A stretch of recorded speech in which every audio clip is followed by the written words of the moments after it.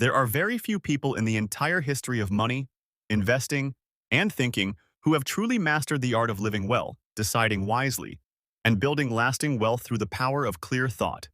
And Charlie Munger was without any doubt one of those rare and remarkable people. Poor Charlie's Almanack is not just a book about investing money or making business decisions. It is a deep and wide guide to the whole art of thinking, living, working, and understanding the world in a way that most people never even come close to achieving in their entire lifetimes. This book is a collection of Charlie Munger's speeches, talks, ideas, and wisdom gathered over many decades, and it was put together by Peter Kaufman as a tribute to the mind and life of one of the greatest thinkers the world of business and investing has ever seen. Charlie Munger was the business partner of Warren Buffett, and together they built Berkshire Hathaway into one of the most successful companies in the history of capitalism. But what made Charlie truly special was not just his ability to pick good investments, it was his extraordinary ability to think clearly about almost every subject under the sun. Before we go deep into the ideas of this book, it is important that you understand something very clearly, which is that this book will change the way you look at the world if you let it. And if you truly absorb its lessons, you will find yourself making better decisions, avoiding costly mistakes, understanding human behavior more deeply, and living a life of far greater clarity and purpose than you ever thought possible. This is not a book you read once and put away on a shelf. This is a book you return to again and again throughout your life, finding new layers of meaning each time you open its pages, and the ideas inside it have the power to compound in your mind just the way that good investments compound in a well-managed portfolio over time. Charlie Munger was born on January 1st, 1924, in Omaha, Nebraska, which is the same city where Warren Buffett was also born. And this connection between the two men through their shared hometown feels almost like destiny when you look back at the extraordinary partnership they built together. Charlie grew up during the Great Depression, which was one of the most difficult and painful economic periods in the history of the United States. And this experience of hardship and scarcity during his childhood shaped his thinking in very deep and lasting ways, teaching him early in life the value of thrift, the danger of waste, and the importance of not taking good fortune for granted. He worked in his grandfather's grocery store as a boy, and later he would recall that this early experience of working hard and understanding the basics of commerce gave him a foundation that many people who grow up in more comfortable circumstances never get to build for themselves. Charlie went on to study at the University of Michigan, then served in the United States Army during World War II, and after the war he attended Harvard Law School, where he graduated without ever having completed an undergraduate degree, which itself speaks to the unusual quality of his mind and his ability to get things done in unconventional ways. He became a lawyer and built a successful law practice in Los Angeles, but his true passion was always for investing and business, and it was through his friendship with Warren Buffett, whom he met at a dinner in Omaha in 1959, that he eventually found the path that would lead to his greatest achievements and his greatest contributions to human thinking. The partnership between Charlie Munger and Warren Buffett is one of the most remarkable intellectual partnerships in the history of business, with Buffett himself saying many times that Charlie broadened his thinking enormously and helped him move beyond the purely quantitative approach to investing that he had learned from his own teacher, Benjamin Graham. Charlie pushed Buffett to think about the quality of businesses, not just the price of their stocks. And this shift in thinking was responsible for some of the greatest investment decisions that Berkshire Hathaway ever made, including the purchase of wonderful companies like Coca-Cola, See's Candies, and many others that would go on to generate extraordinary returns over many decades. But enough of the biography for now, because what you really need to understand is the philosophy, the thinking system, and the accumulated wisdom that Charlie Munger spent a lifetime building and refining. And that is what this book is truly about. The central idea of Poor Charlie's Almanack, the big idea that everything else flows from and connects back to, is what Charlie called the latticework of mental models.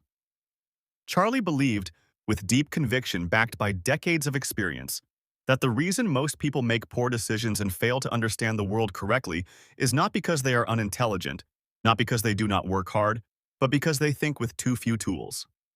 Imagine trying to build a house using only a hammer and nothing else. No saw, no level, no measuring tape, no screwdriver, nothing but a hammer, and you will begin to understand the problem that Charlie saw in the way most people approach thinking and decision-making. When all you have is a hammer, as Charlie loved to say, quoting the old proverb, every problem starts to look like a nail. And this is exactly what happens to people who have only one or two ways of looking at the world. The economist sees everything as an economic problem. The psychologist sees everything as a psychological problem. The engineer sees everything as an engineering problem. And because each of these people is looking at the world through only one lens, they all miss enormous amounts of important information that could help them understand what is really happening and what the best course of action would be. Charlie's solution to this problem was to build what he called a latticework of mental models drawn from many different disciplines, essentially to become a generalist of the deepest and most rigorous kind. Someone who has taken the big ideas from many different fields of human knowledge and internalized them so thoroughly that they become automatic tools of thought, always available, always ready to be applied. The mental models that Charlie talked about most were drawn from disciplines including mathematics, physics, chemistry, biology, psychology, economics, statistics, engineering, law, history, and philosophy, among others, and his argument was that the big foundational ideas from each of these fields, when combined and held together in the mind at the same time, give you an enormously powerful set of tools for understanding reality. Let us talk about what some of these mental models actually are, because understanding them individually is the first step toward understanding how they can be combined, and how that combination creates something far more powerful than any single model on its own. The first and perhaps most fundamental mental model that Charlie always talked about was what he called inversion.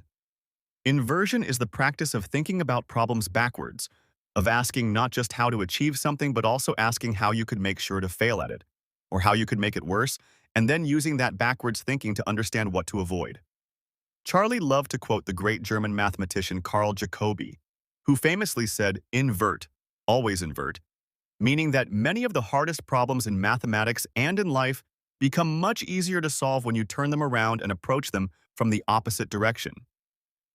If you want to know how to be happy, start by making a list of all the things that reliably make people miserable, and then avoid those things, and you will likely end up much happier than most people without having to figure out some complicated positive formula for happiness. If you want to know how to build a successful business, start by making a list of all the ways to run a business into the ground, all the practices and habits and decisions that reliably lead to failure, and then make sure you do none of those things, and you will already be ahead of a very large percentage of your competitors. If you want to be a good investor, start by making a list of all the ways that investors reliably lose money, which includes things like paying too much for assets, using too much borrowed money, investing in businesses you do not understand, following the crowd instead of thinking independently, and letting emotions drive decisions, and then simply avoid all of those things, and you will already be doing better than the vast majority of people who try to invest. Charlie said that a great business person does not just ask how to make more money, they also always ask how to avoid losing money. And this second question is at least as important as the first, because it is much easier to keep what you already have than to earn back what you have lost through poor decisions. Inversion is a tool of extraordinary power once you truly internalize it and make it a habit of thought, because it forces you to think about problems from angles that most people never consider. And it often reveals dangers and pitfalls that are completely invisible when you are only thinking in the forward direction. The next big mental model that Charlie championed was the concept of the circle of competence. The circle of competence is a simple but profound idea, which is that every person has areas where they genuinely know a great deal, understand deeply how things work, and can make reliable judgments. And these areas form their circle of competence, and then outside of that circle there are areas where they do not know very much, do not understand how things really work, and are therefore much more likely to make mistakes and poor decisions. The key insight of the circle of competence is not that you should know everything, because that is impossible. It is that you must know with crystal clarity exactly where your circle of competence ends and where your ignorance begins, because the danger does not come from the things you know you do not know. It comes from the things you think you know but actually do not. Charlie was extraordinarily disciplined about operating only within his circle of competence when making important investment decisions, and he was equally disciplined about being honest with himself about where that circle ended. And he often said that knowing the boundaries of your knowledge is just as important as having deep knowledge within those boundaries. He also pointed out that you do not need to have a very large circle of competence to do very well in investing or in business or in life. You just need to make sure you stay inside your circle and that you are brutally honest with yourself about where that circle actually is. Warren Buffett has often described how Charlie would listen to a business proposal or investment idea and very quickly say something like, "I know nothing about that industry," or "that is outside my circle," and simply decline to consider it further. Not because he was lazy or incurious, but because he understood that trying to make decisions in areas where you lack genuine understanding is one of the most reliable ways to lose money and make big mistakes. The ability to say, "I don't know," and truly mean it, and to act accordingly by stepping back from decisions you are not equipped to make well, is one of the rarest and most valuable intellectual virtues there is. And Charlie practiced it with unusual consistency throughout his career. Closely connected to the circle of competence is the idea of working within your natural advantages and not fighting against your natural disadvantages, which is a form of wisdom that many ambitious people find very difficult to accept because they want to believe they can conquer any field they set their mind to. But Charlie was always more interested in truth than in comforting illusions. Now let us talk about the mental models drawn from mathematics, because these form a very important part of Charlie's thinking toolkit. The most important mathematical concept in Charlie's worldview was the idea of compound interest, which Charlie once described as the eighth wonder of the world, a quote often attributed to Albert Einstein, though its true origin is debated. Compound interest is the process by which a quantity grows not just by adding a fixed amount each period, but by adding an amount that itself grows over time because it is calculated as a proportion of an ever larger total. If you put $100 into an account that earns 10% per year, after 1 year you have $110, after 2 years you have $121, after 3 years you have $133.10, and so on, with the growth accelerating over time because each year's interest is calculated on a base that includes all the interest earned in previous years. This sounds modest in the short term, but over long periods the effect becomes almost magical, with money doubling roughly every 7 years at 10% annual growth. So $100 becomes 207 years, 414 years, 821 years, 1628 years, and so on, with the power of the compounding becoming more and more dramatic as time passes. Charlie applied this concept not just to money, but to knowledge and skills as well, arguing that consistent daily improvement in your understanding and capabilities, even if each individual improvement is very small, compounds over time in exactly the same way that money does. And the person who reads and learns and thinks carefully every single day for 30 or 40 years will end up with a mind of extraordinary power and capability compared to someone who reads and learns only occasionally. This is why Charlie was, throughout his entire long life, a voracious reader, consuming enormous amounts of material across a huge range of subjects. Not because he was trying to accumulate facts for their own sake, but because he understood that each new piece of genuine understanding was adding to a compounding intellectual capital that would make him better and better at thinking and deciding over time. Another crucial mathematical concept in Charlie's toolkit was the idea of probability, and specifically the concept of thinking about decisions in terms of expected value rather than just in terms of simple odds. Expected value is a concept from probability theory that combines both the likelihood of different outcomes and the size of those outcomes, so that you can evaluate a decision not just by asking how likely it is to work out well, but also by asking how much you win if it works out well, compared to how much you lose if it does not. Charlie was very explicit that most people think about risks and rewards incorrectly, because they tend to think only about probability, asking, "Is this likely to work?" without also thinking carefully about magnitude, asking, "How bad is the outcome if it does not work?" and "How good is the outcome if it does?" A decision that has a 90% chance of a small gain and a 10% chance of a catastrophic loss might be a terrible decision even though it is likely to work out well in any individual instance, because the 10% chance of catastrophe is weighing down the expected value of the decision enormously when you account for the size of the potential loss. This is why Charlie and Warren Buffett were always so careful about avoiding permanent loss of capital, sometimes called risk of ruin, because they understood that losing a large portion of your wealth is not just bad in proportion to how much you lose. It is disproportionately bad because of how much harder it is to recover from large losses than from small ones, and because permanent loss of capital eliminates your ability to benefit from the power of compounding in the future. The concept of base rates is another mathematical idea that Charlie drew on constantly in his thinking, and it is one of the most consistently ignored ideas in human decision-making. A base rate is simply the underlying frequency with which something happens in a population, and the most common mistake people make with base rates is ignoring them entirely, and instead focusing only on the specific details of the case in front of them. If you are thinking about starting a new restaurant and you learn that somewhere between 60 and 80% of new restaurants fail within the first 5 years, that base rate should have an enormous influence on how you think about your specific restaurant idea, and yet most prospective restaurant owners barely think about it at all, because they are so focused on the specific details of their concept, their location, their menu, their skills as a chef, that they fail to give adequate weight to the underlying frequency of failure in their chosen field. Charlie argued that you should always start with the base rate. Understand the underlying distribution of outcomes in whatever domain you are operating in, and then adjust from there based on specific information about your particular case, rather than doing what most people do, which is starting with their specific case and barely considering the base rate at all. Statistics provides another vital set of tools, including the concept of regression to the mean, which is the tendency of extreme outcomes to be followed by less extreme outcomes simply because extreme outcomes often involve a component of luck that does not persist over time. If a company has an unusually good year, with profits far above its historical average, you should not simply project that level of profits forward indefinitely, because part of that excellent performance was likely due to favorable circumstances that may not continue, and over time performance tends to revert toward the historical average, which is what regression to the mean means.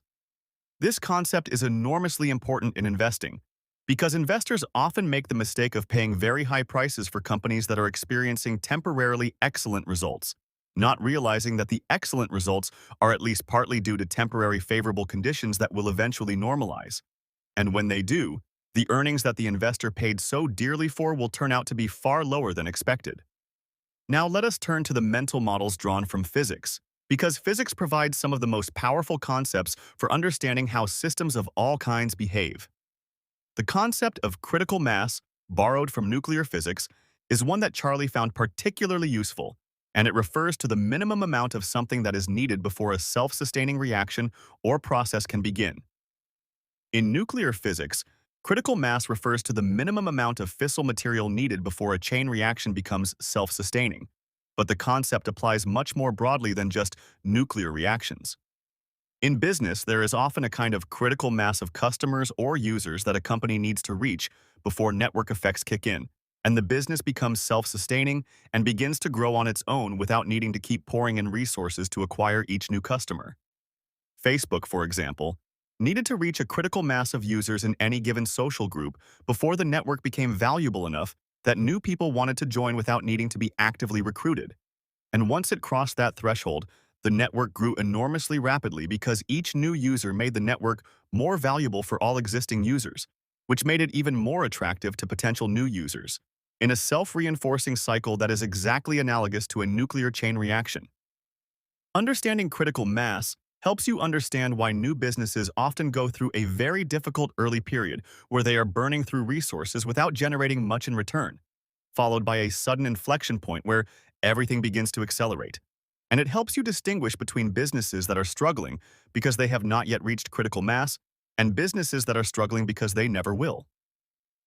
The concept of equilibrium, also drawn from physics as well as from chemistry and economics, is another vital mental model that helps you understand the natural resting points of systems and how they respond to disturbances.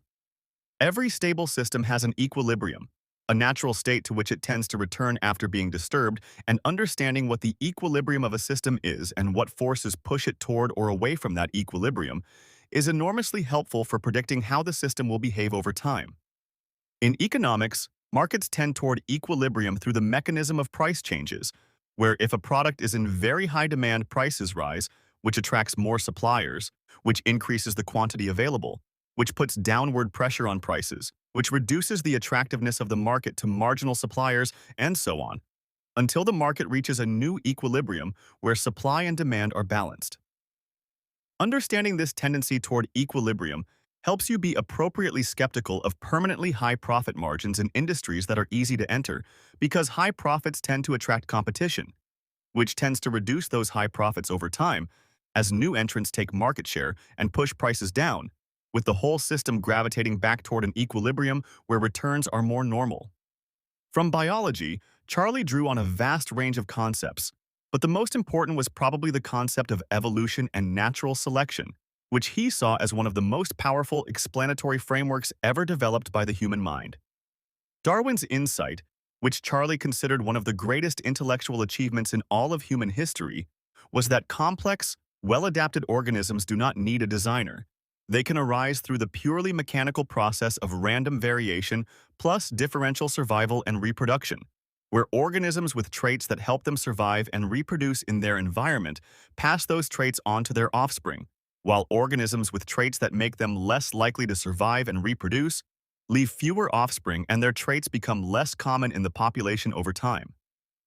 The power of this idea extends far beyond biology into economics, business, culture, and many other domains. Because Darwin's insight is really about how complex order can emerge through the accumulation of small, incremental improvements selected by an external environment. And this process of variation plus selection happens in many systems beyond living organisms.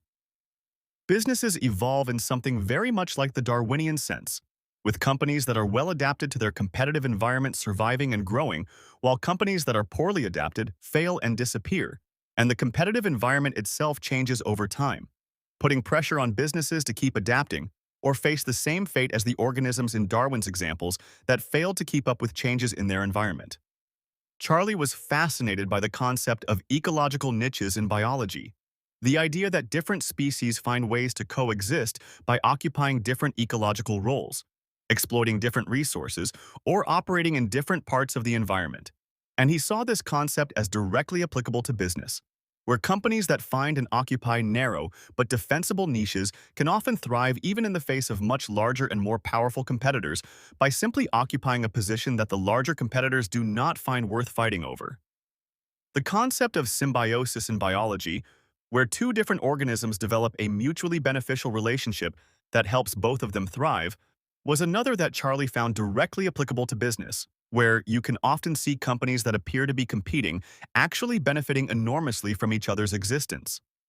From chemistry, Charlie drew on the concept of autocatalysis, which refers to a process in which a chemical reaction produces a product that itself acts as a catalyst to speed up the same reaction, creating an ever-accelerating feedback loop. Charlie saw many business situations as analogous to autocatalytic reactions, particularly the situations where success breeds more success in an accelerating cycle, as when a successful company uses its profits to improve its products, which attracts more customers, which generates more profits, which fund further improvements, and so on in a self-reinforcing cycle that can produce extraordinary growth over time if the initial conditions are right. He also referenced the concept of phase transitions from physics and chemistry, the idea that matter can exist in different states, liquid, solid, gas,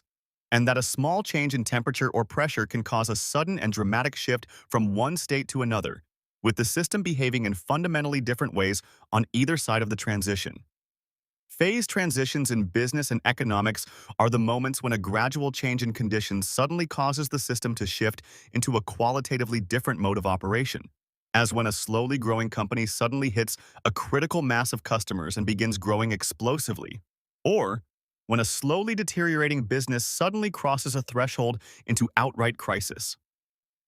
Understanding phase transitions helps you anticipate and prepare for these sudden shifts, rather than being caught off guard when what seemed like a gradual trend suddenly becomes a dramatic discontinuity. Now we come to what Charlie considered the most important set of mental models of all, the ones drawn from the field of psychology, and specifically from the psychology of human judgment and decision-making. Charlie spent years studying the academic psychology literature, particularly the work of psychologists like Daniel Kahneman, Amos Tversky, Robert Cialdini, and many others who had documented the systematic ways in which human judgment deviates from perfect rationality, and he organized his understanding of these deviations into what he called the 25 standard causes of human misjudgment. This list, which he first presented in a speech at Harvard in 1995 and later revised and expanded, is one of the most valuable things in Poor Charlie's Almanack, because it gives you a systematic map of the psychological territory where your own thinking is most likely to go wrong. And knowing this map allows you to install guardrails and double checks that can dramatically improve the quality of your decisions. Let us go through these causes of misjudgment one by one. And for each one, let us think not just about what it is, but about how it manifests in real life and what you can do to protect yourself against it. The first cause of human misjudgment is what Charlie called reward and punishment super response tendency, which refers to the extraordinary power that incentives have over human behavior, often in ways that neither the people themselves nor the people around them fully recognize.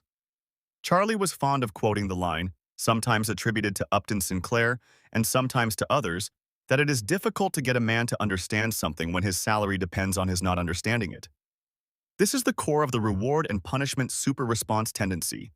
the way that financial and social incentives powerfully shape what people believe, what they say, how they behave, and even what they are able to perceive in ways that are often completely invisible to those being influenced.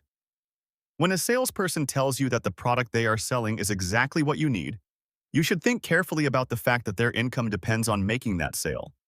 and that this creates an incentive that may be powerfully distorting their judgment about whether the product is actually right for you, even if they are a basically honest person who would be appalled at the suggestion that they are being dishonest. The distortion happens not because the person is deliberately lying, but because incentives work subtly on perception and judgment in ways that feel like genuine belief from the inside, making it very hard for the person being influenced to even recognize that their assessment is biased. Charlie drew enormous lessons from this insight for understanding how organizations behave, particularly large organizations with complex incentive structures, pointing out that much of the apparently mysterious or irrational behavior you see in big companies and government agencies makes perfect sense once you understand the incentive structures that are operating, because people are almost always doing what their incentives lead them to do, even when they would describe themselves as acting on principle.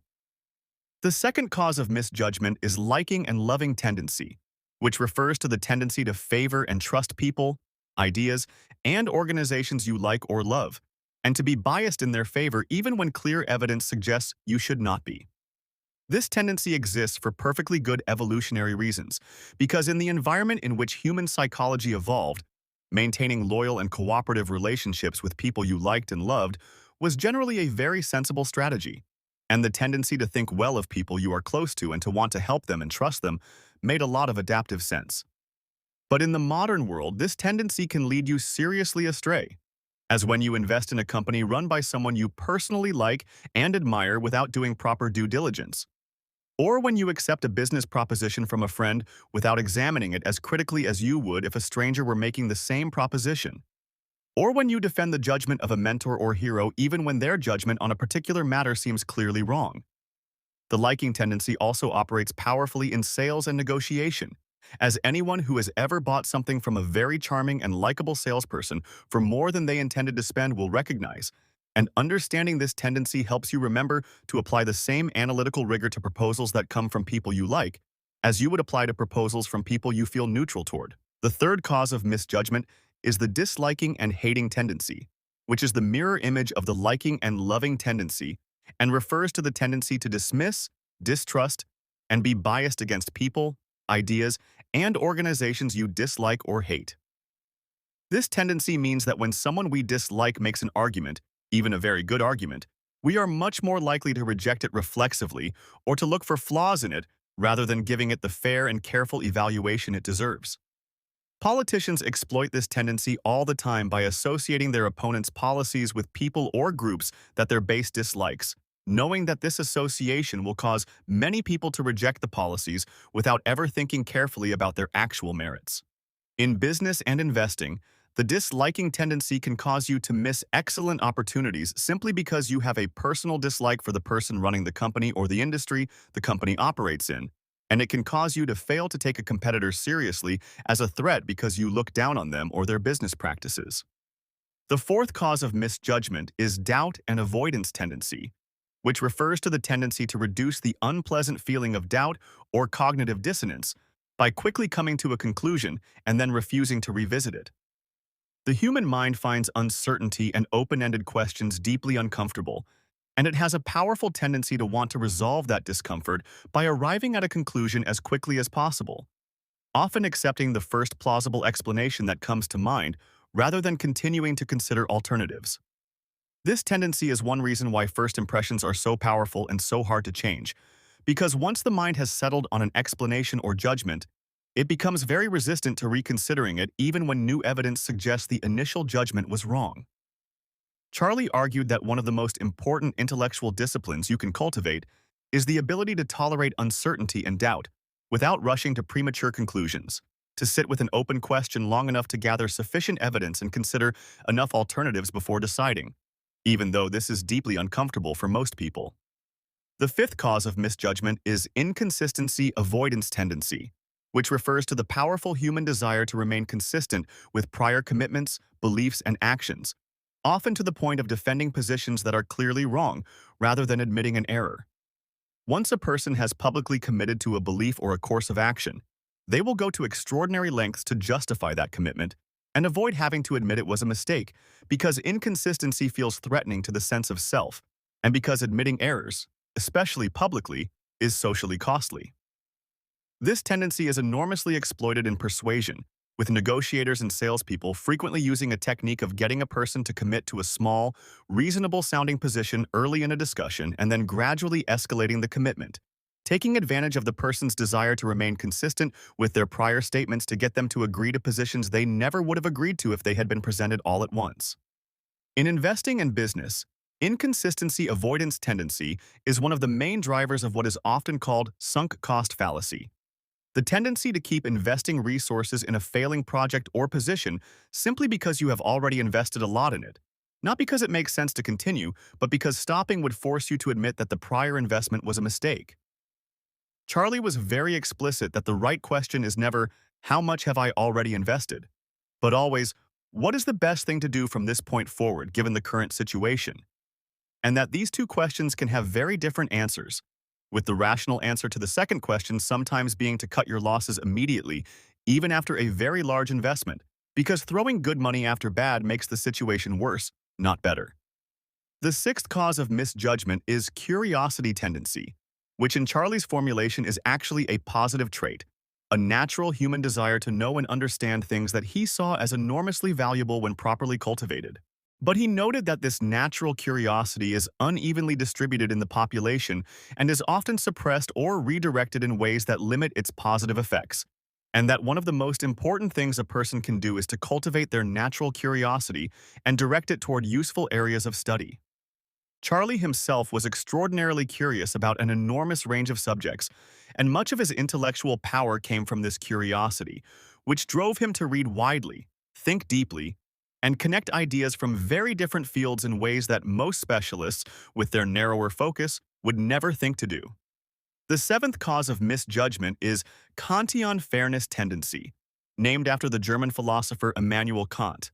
and refers to the human tendency to have very strong intuitions about fairness, and to react with anger or rejection when things that feel unfair are presented to them, even when accepting the unfair offer would be objectively better for them than rejecting it.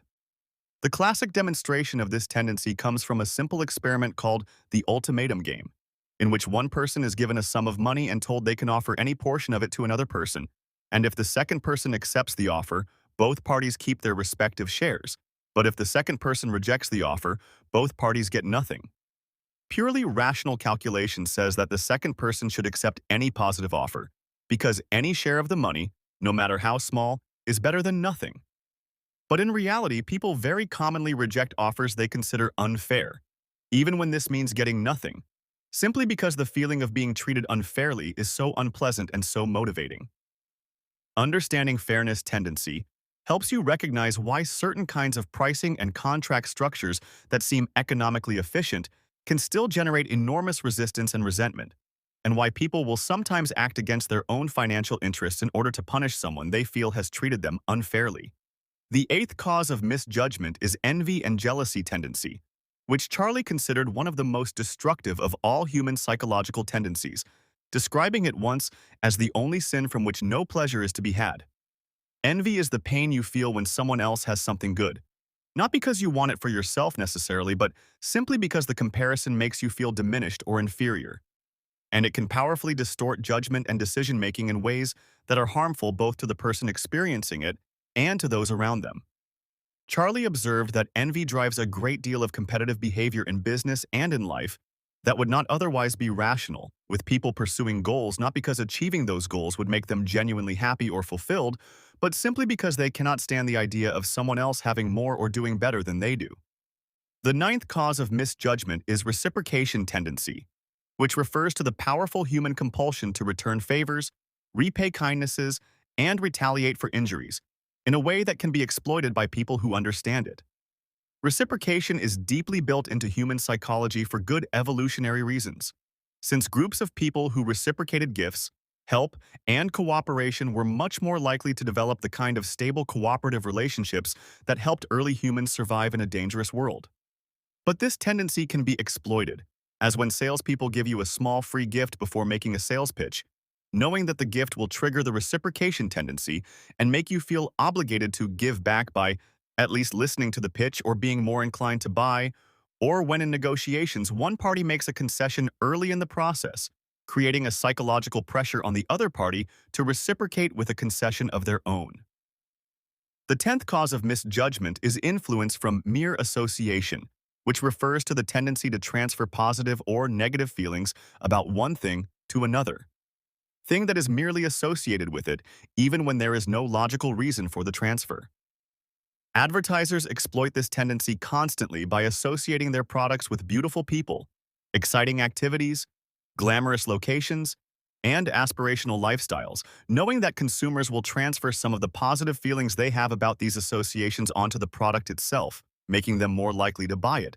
even though the beautiful people and glamorous locations have nothing logically to do with the actual quality or value of the product. In more dangerous forms, this tendency can cause people to shoot the messenger, reacting with hostility towards someone who brings bad news simply because of the association between the person and the bad news, even though the person is not responsible for the bad news at all, just for delivering it. The 11th cause of misjudgment is simple pain, avoiding psychological denial, which refers to the tendency to refuse to acknowledge or think clearly about information that is painful, frightening, or threatening to one's self-image or existing beliefs. This is related to inconsistency avoidance tendency, but is even more primal, operating at the level of what information the mind is even willing to process at all, rather than just how the mind rationalizes the information once it has been processed.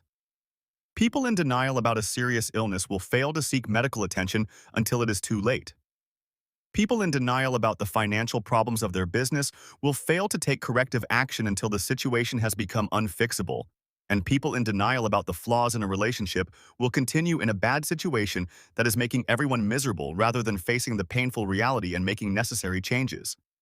Charlie was very direct about the costs of psychological denial, arguing that the ability to face uncomfortable truths clearly and without flinching is one of the most important mental abilities there is, and that one of the best things you can do for yourself is to cultivate this ability by practicing the habit of seeking out and engaging with information that is uncomfortable or that challenges your existing beliefs.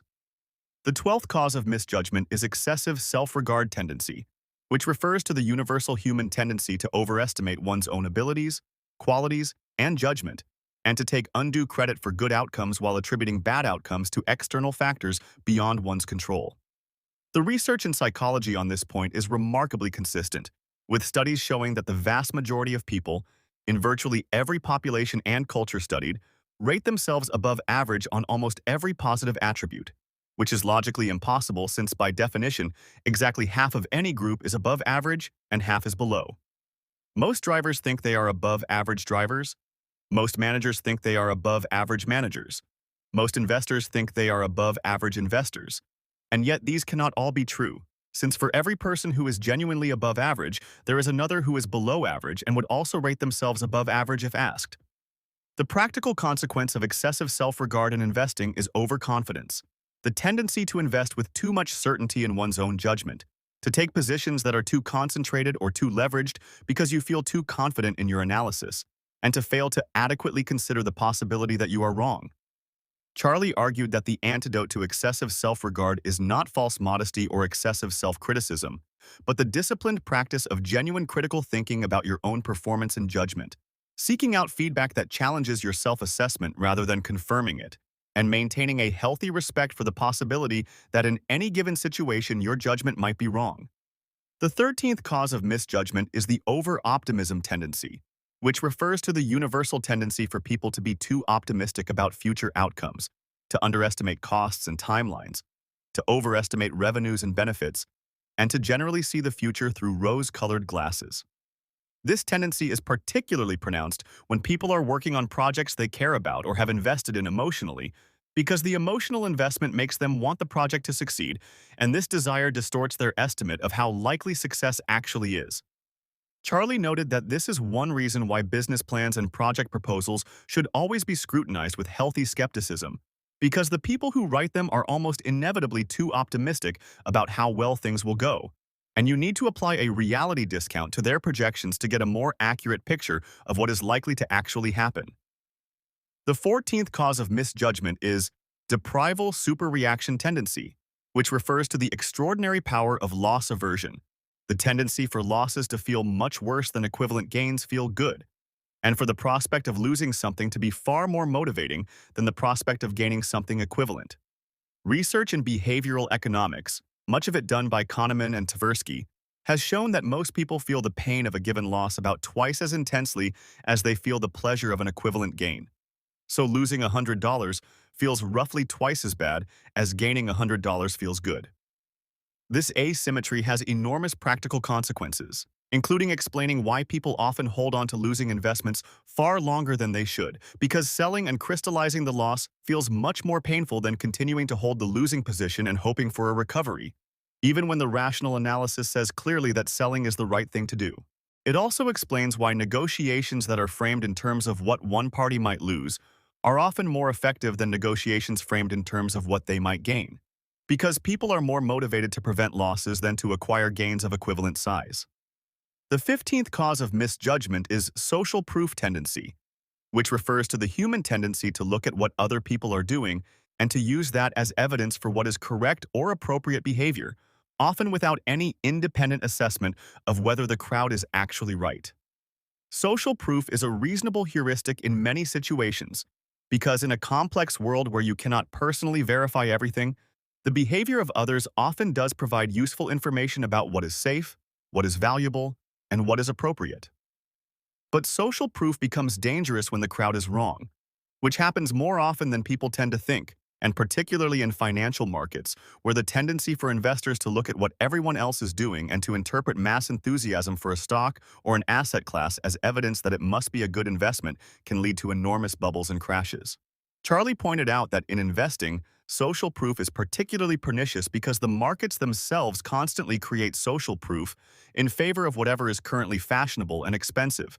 since the things that have gone up most in price are the ones that get the most attention and discussion, which generates more buying, which pushes prices even higher, which generates even more attention, in a cycle that can create extremely overvalued assets before eventually reversing with great violence. The antidote to social proof is the habit of thinking independently, of forming your own views through your own research and analysis, and testing them against the evidence rather than simply looking around to see what everyone else thinks and doing the same thing. The 16th cause of misjudgment is contrast misreaction tendency, which refers to the tendency for human perception and judgment to be strongly influenced by what is immediately contrasted with the object being evaluated, rather than by the absolute qualities of the object itself. Your brain is not designed to evaluate things in absolute terms. It is designed to evaluate things relative to whatever else is immediately present in your environment, and this relative evaluation system, while useful in many contexts, can lead you seriously astray in others. The classic demonstration of contrast misreaction is the three-bucket experiment, where you put one hand in cold water, one hand in hot water, and then put both hands in lukewarm water at the same time, and the hand that was in cold water will feel the lukewarm water as warm, while the hand that was in hot water will feel it as cold, even though they are both in exactly the same temperature water. In negotiation and sales, contrast misreaction is exploited constantly, with the classic technique of anchoring, where a negotiator or salesperson deliberately starts with an extreme number, knowing that any subsequent number will seem much more reasonable by contrast, even if it is still far from what the other party should be accepting. The 17th cause of misjudgment is stress influence tendency, which refers to the way that stress tends to speed up and intensify the other psychological tendencies on this list, making people more susceptible to biases and more likely to make poor decisions. Under stress, people tend to revert to the most deeply ingrained habits and responses, which are often not the most appropriate responses to the specific situation at hand, and the quality of thinking and judgment tends to deteriorate in ways that are often not apparent to the person under stress. The practical lesson from this is that you should be very careful about making important decisions when you are under significant stress, and that the institutions and organizations you build should have structures and processes that prevent important decisions from being made in conditions of acute stress, with deliberate cooling off periods, required reviews, and other mechanisms that help ensure that decisions are made thoughtfully rather than reactively. The 18th cause of misjudgment is availability misweighing tendency, also known as the availability heuristic, which refers to the tendency to judge the likelihood or importance of things based on how easily examples of them come to mind, rather than based on any objective assessment of their actual frequency or importance. Things that are vivid, dramatic, recent, or personally experienced tend to come to mind easily, and the availability heuristic causes people to overestimate the likelihood of these things happening and to make decisions accordingly, while things that are less vivid or personally relevant tend not to come to mind as easily and are therefore underestimated. People overestimate the risk of dying in a plane crash relative to a car crash because plane crashes get enormous news coverage and are extremely vivid and memorable, while car accidents, which kill far more people per year, happen constantly and do not make the news, so they are much less mentally available and therefore the risk feels much smaller, even though it is actually much larger.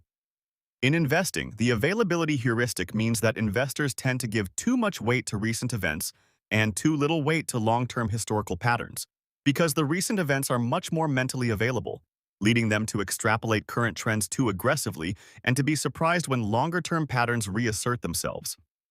The 19th cause of misjudgment is use it or lose it tendency, which refers to the tendency for skills and knowledge that are not regularly used to deteriorate over time, and for habits of mind that are not practiced to become rusty and less available.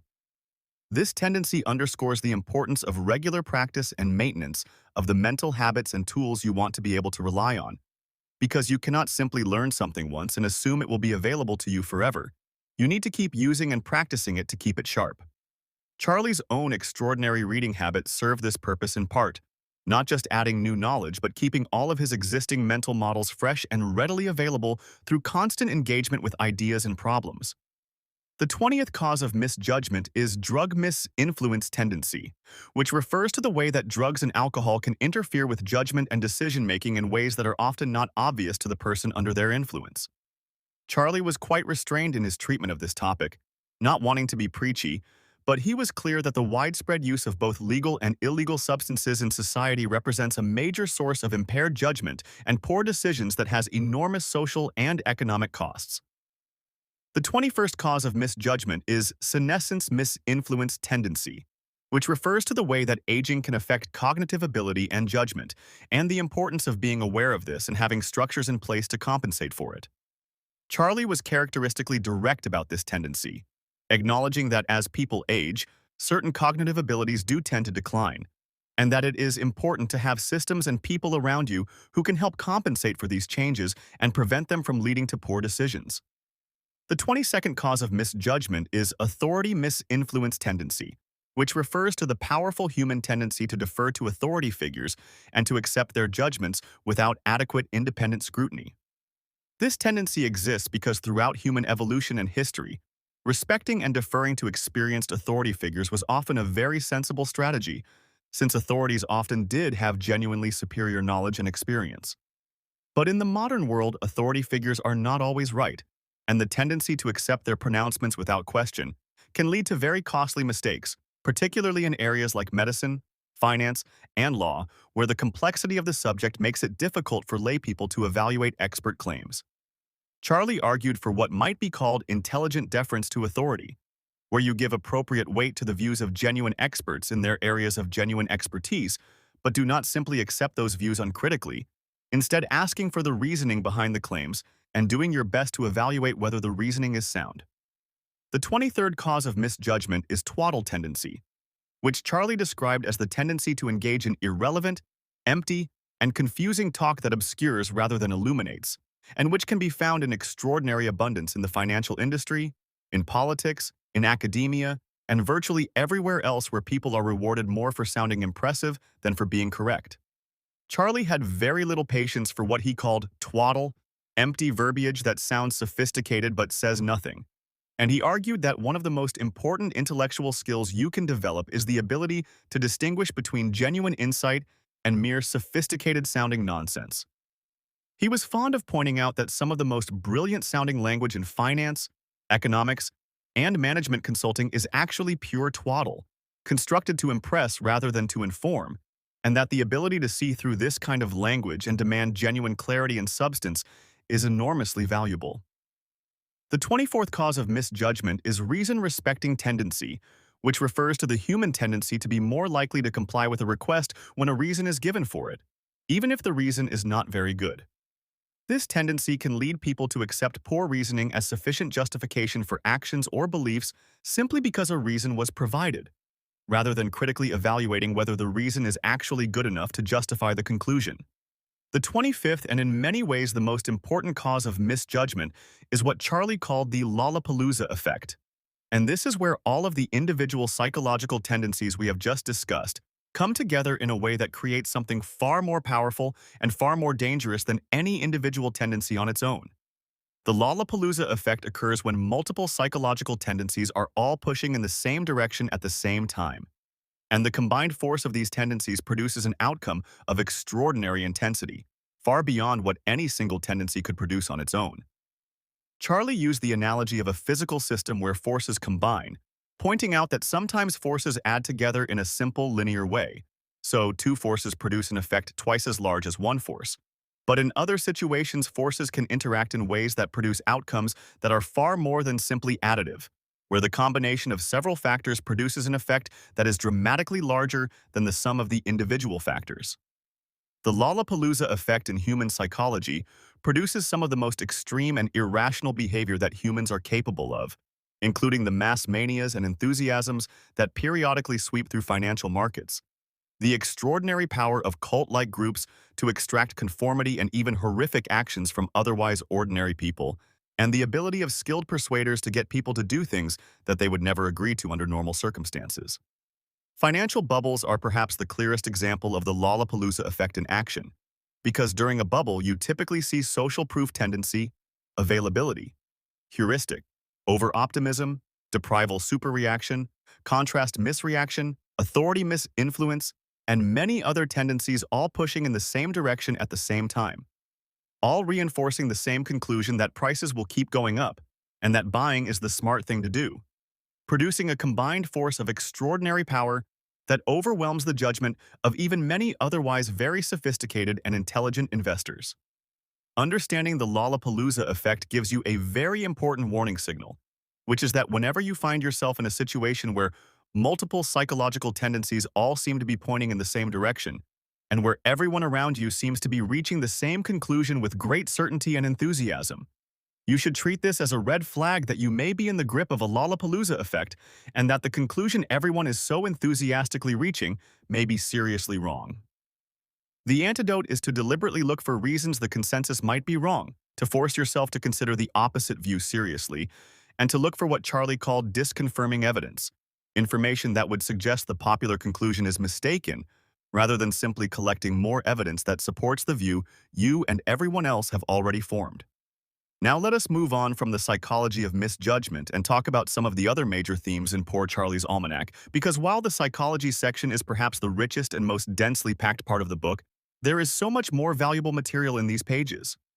One of the most important themes running throughout the entire book is what Charlie called the search for the wonderful business at a fair price. And this reflects the enormous evolution in his and Buffett's thinking about how to invest over the course of their long careers. Early in their careers, both Charlie and Buffett were heavily influenced by Benjamin Graham, who developed what is often called value investing, a systematic approach to identifying stocks that are selling for prices significantly below the objective value of the underlying business, and buying them with the expectation that the price would eventually rise to reflect the true value.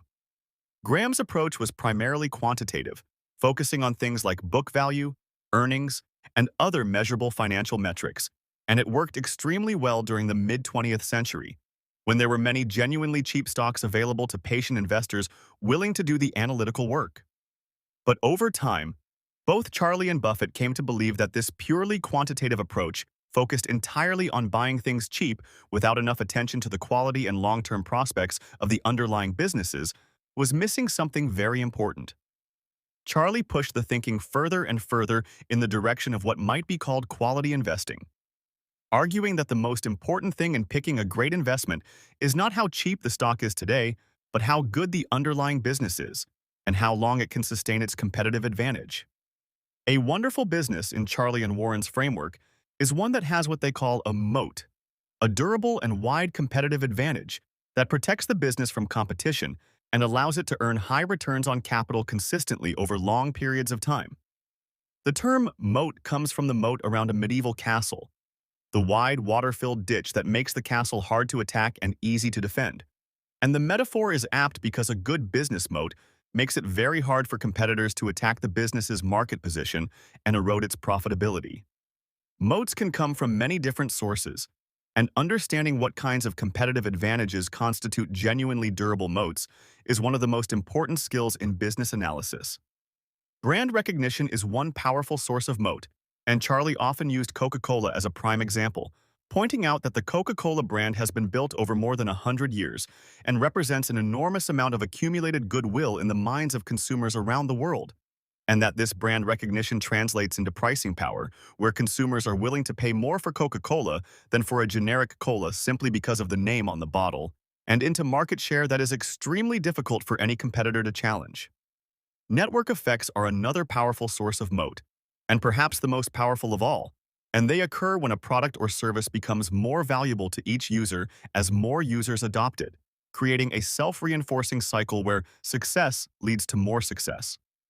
The telephone is the classic example, because a telephone network with only one user is completely worthless, since there is no one to call. But as more people join the network, the value of membership increases for everyone, since there are more people you can reach, which in turn makes more people want to join, and so on. Modern technology companies like Facebook, Google, and others have benefited enormously from network effects, which is one reason why the technology sector has produced so many extraordinarily valuable businesses in the past few decades. Cost advantages are another source of moat,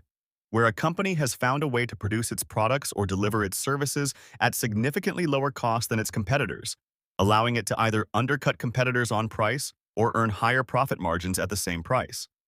Scale economies, where the cost per unit of production falls as total volume rises, are one common source of cost advantage, and companies that can achieve significantly larger scale than their competitors often benefit from this advantage significantly.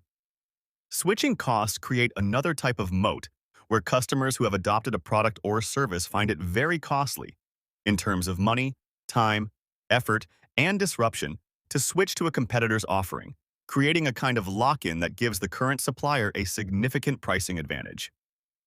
Enterprise software companies often benefit from high switching costs, because once a large organization has integrated its operations around a particular software system,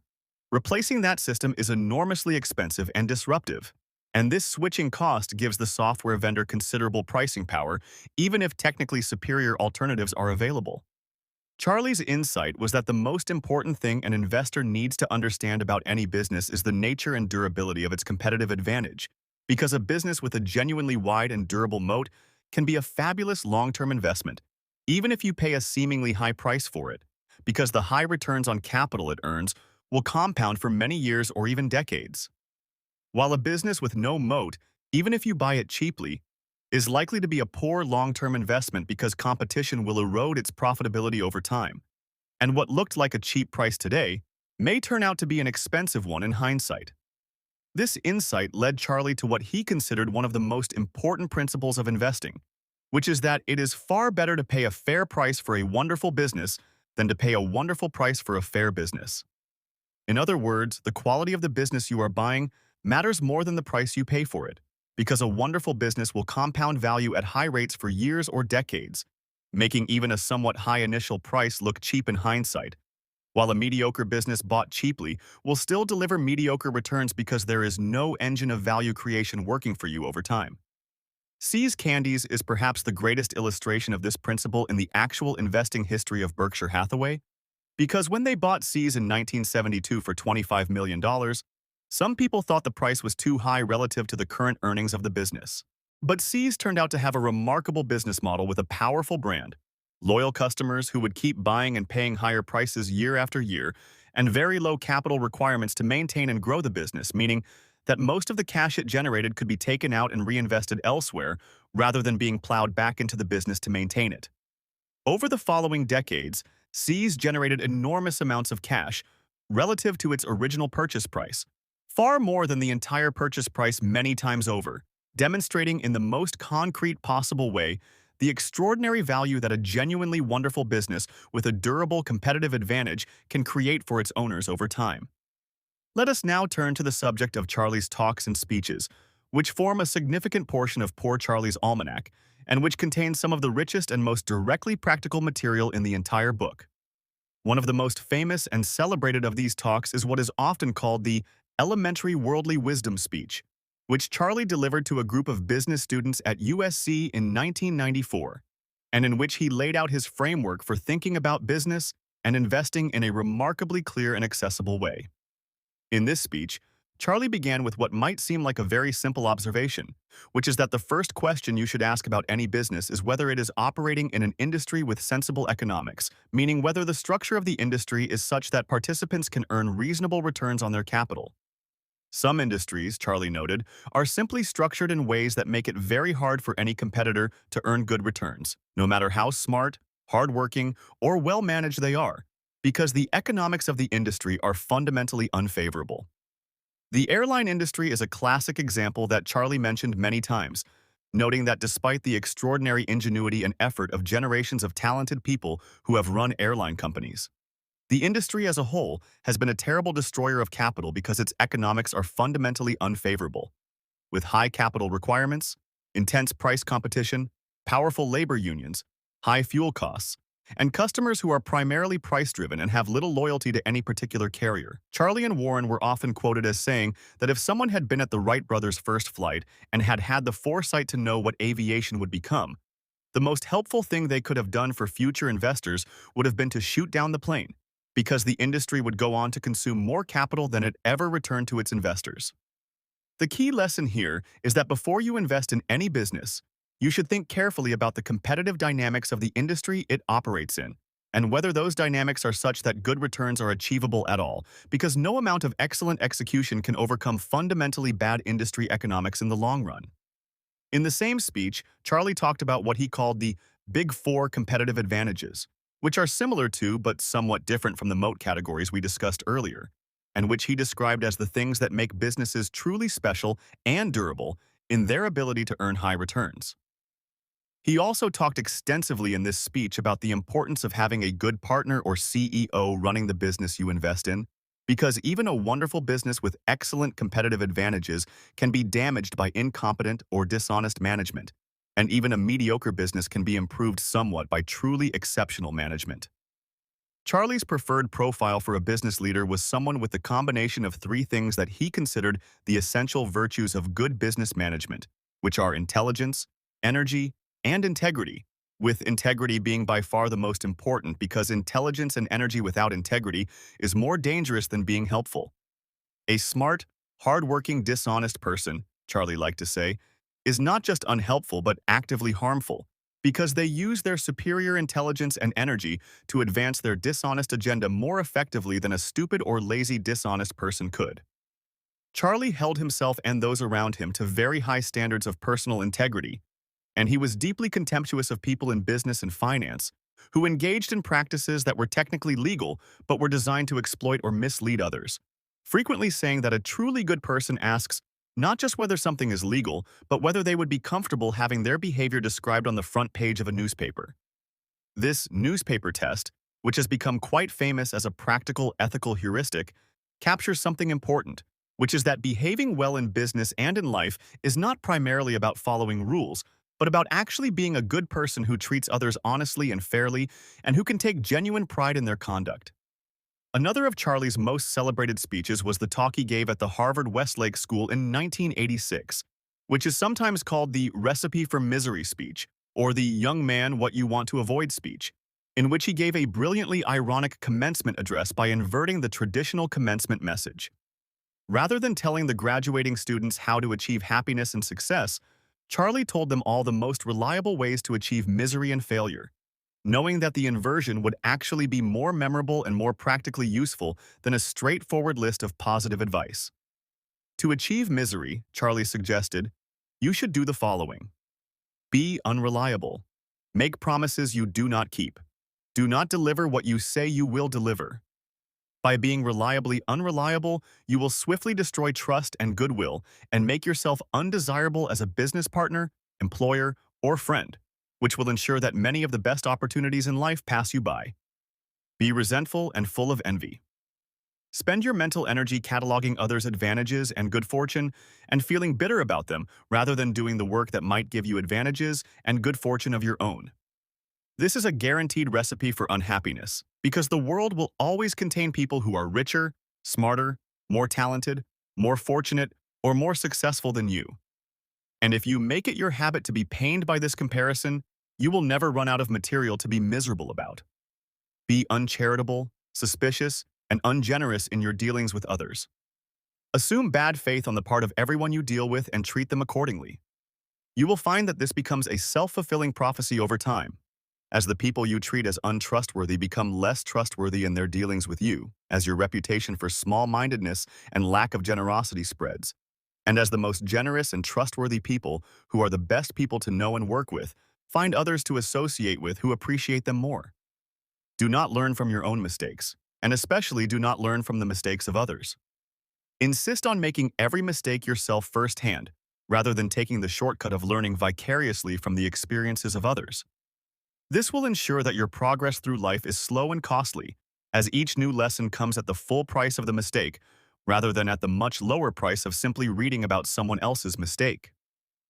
This ironic approach, delivering wisdom through its inverse, is quintessentially Charlie Munger, combining his lifelong love of inversion as a thinking tool with his deep humanity and his genuine desire to help people live better lives.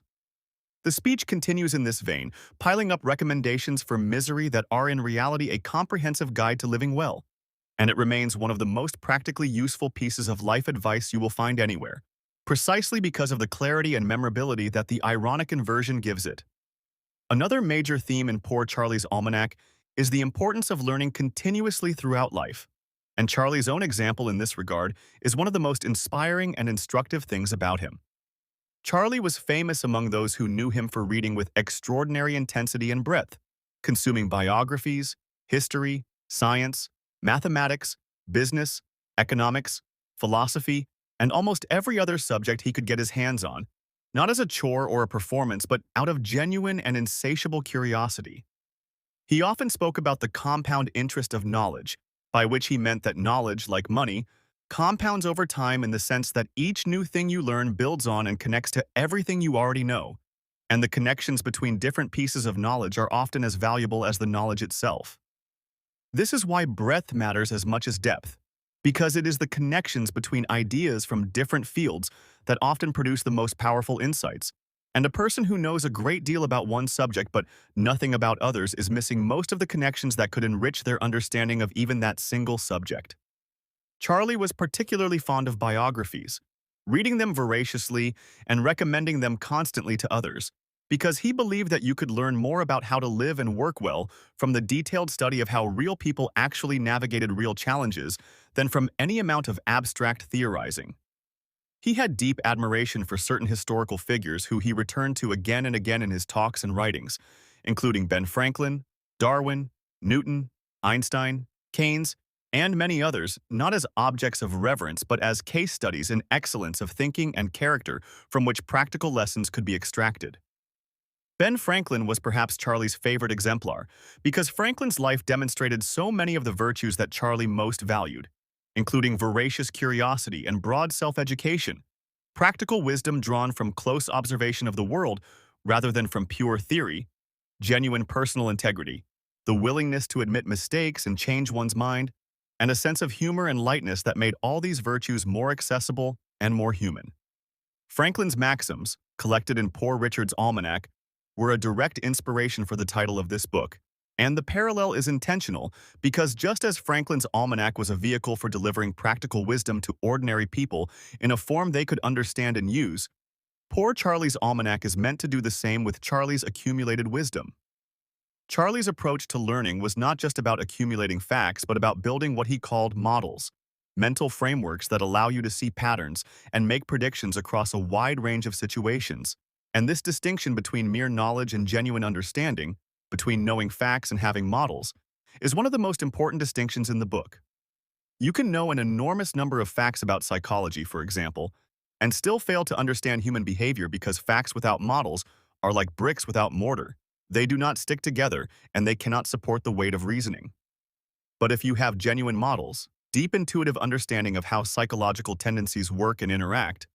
then you can apply that understanding to new situations you have never encountered before, seeing patterns that someone with only superficial knowledge of the same facts would completely miss. This is the difference between the kind of education that prepares you to answer questions on a standardized test and the kind of education that prepares you to think clearly about hard problems in the real world. And Charlie was always advocating for the second kind over the first. He was often critical of the narrow specialization that dominates modern academia and professional education, arguing that the deep silos of modern disciplines, where economists do not study psychology, psychologists do not study economics, physicists do not study biology, and so on, produce experts who know a great deal about their own specialty but are missing the connections that would make their knowledge truly powerful. Real problems in the world do not come labeled with the name of the academic discipline whose concepts apply to them.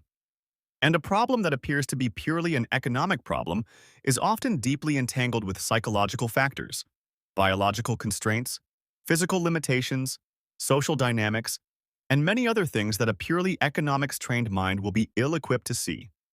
The greatest thinkers in history have almost always been people who crossed disciplinary boundaries in their thinking, drawing on insights from multiple fields and making connections that their more specialized contemporaries missed.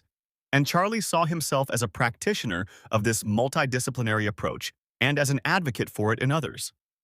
Let us now talk about some of the specific investments and business decisions that Charlie has been associated with, because the principles we have been discussing are most powerfully illustrated through concrete examples. One of the most instructive case studies in Charlie's investing career is the story of See's Candies, which we mentioned briefly earlier but deserves a fuller treatment. When Berkshire Hathaway bought See's Candies in 1972 for $25 million, it was not obvious that this was a great deal because See's was earning only about $2 million per year in pre-tax profit at the time, meaning the purchase price was more than 12 times earnings, which was not what Graham-style value investors would consider a bargain. But Charlie saw something that the numbers alone did not reveal, which was that See's had an extraordinary combination of competitive advantages that gave it the power to raise prices consistently over time without losing customers, and that it required very little additional capital investment to maintain and grow its earnings. The brand loyalty of See's customers was remarkable, with people in California and other Western states where See's had its strongest presence having deeply emotional connections to the brand, buying See's chocolates as gifts for loved ones, associating the product with important occasions and memories, and being very resistant to switching to other brands even at lower prices. This brand loyalty meant that See's could raise prices regularly without losing significant sales volume. And because the business had low capital requirements, meaning it did not need to reinvest large amounts of money in new equipment, facilities, or inventory to maintain its level of production, most of the cash generated by those higher prices could flow directly to Berkshire as profit. Over the following decades, See's generated approximately $2 billion in cumulative pre-tax profits for Berkshire against a total investment of approximately $25 million, demonstrating in the most concrete possible way the extraordinary value creation possible from a truly wonderful business. But the most important lesson Charlie drew from the See's experience was not just that wonderful businesses can be extraordinarily valuable, but that you can only recognize a wonderful business if you are thinking about the right things. Specifically, if you are thinking about competitive advantages, pricing power, and capital requirements, rather than just about whether the current earnings look cheap relative to the current stock price. This is the lesson of the lattice work of mental models applied to business analysis, that having the right models, the right concepts and frameworks for thinking about businesses is more important than having precise quantitative information, because precise quantitative information about a mediocre business still gives you a mediocre investment, while good qualitative understanding of a wonderful business allows you to recognize it as wonderful even when the numbers look daunting at first glance. The story of Costco is another case study that comes up repeatedly in discussions of Charlie's thinking and investments, because Costco represents what Charlie considered an almost ideal example of a business with a well-thought-out and virtuous model. Costco's business model is built around the idea of being genuinely on the side of its customers, charging them a membership fee in exchange for a commitment to sell them goods at the lowest possible prices and to share the benefits of scale and efficiency with them rather than capturing those benefits entirely as profit.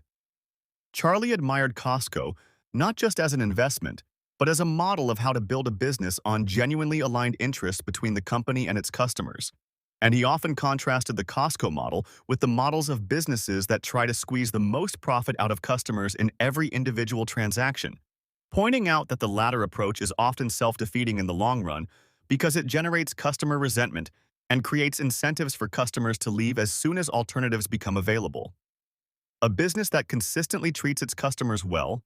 charges them fairly, and delivers excellent value builds a level of trust and loyalty that is enormously powerful and durable as a competitive advantage, because customers who trust a business tend to come back, refer others, and give the business the benefit of the doubt in ways that customers of a less trustworthy business will not. This is not just a matter of ethics, though Charlie certainly cared about ethics. It is also a matter of business strategy, because trust is one of the most valuable and durable competitive advantages a business can build, and it is built slowly through consistent delivery of genuine value and destroyed quickly by any instance of exploitation or bad faith. The investment in BYD, the Chinese electric vehicle and battery company, is another case study that is particularly interesting because it came relatively late in Charlie's career and involved a company in a country and an industry that might have seemed outside his circle of competence. But Charlie saw something in BYD and its founder Wang Chuanfu that he recognized from his deep study of business and human achievement, namely a combination of extraordinary technical innovation, relentless execution, visionary leadership, and a genuinely important and valuable mission. The BYD investment illustrates an important principle in Charlie's thinking, which is that exceptional founder-led companies with genuinely important technology and a genuinely important mission can sometimes justify investment outside your normal circle of competence, as long as you understand clearly that you are making an exception and why you are making it, and you have thought very carefully about what could go wrong. Now let us turn to one of the most important practical dimensions of Charlie's approach, which is his framework for evaluating management and character in the businesses he considered investing in. Charlie believed that evaluating the character of the people running a business was just as important as evaluating the economics of the business itself, and he was very explicit that he would not invest in a business run by people whose ethics he did not trust, regardless of how attractive the economics of the business might appear. His reasoning was simple and direct. If you are in business with dishonest people, any advantages you think you have will eventually be taken away by the dishonesty, because people who are willing to be dishonest with others will eventually be willing to be dishonest with you too. And a smart, hard-working, dishonest partner is not an asset but a liability. He also observed that character tends to be extremely stable and predictable over time,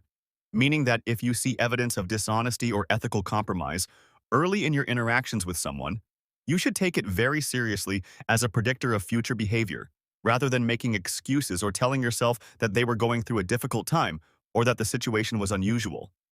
Conversely, a person who maintains high ethical standards consistently across many different situations and under various pressures has demonstrated a quality of character that is genuinely reliable and that you can build upon in a long-term business relationship.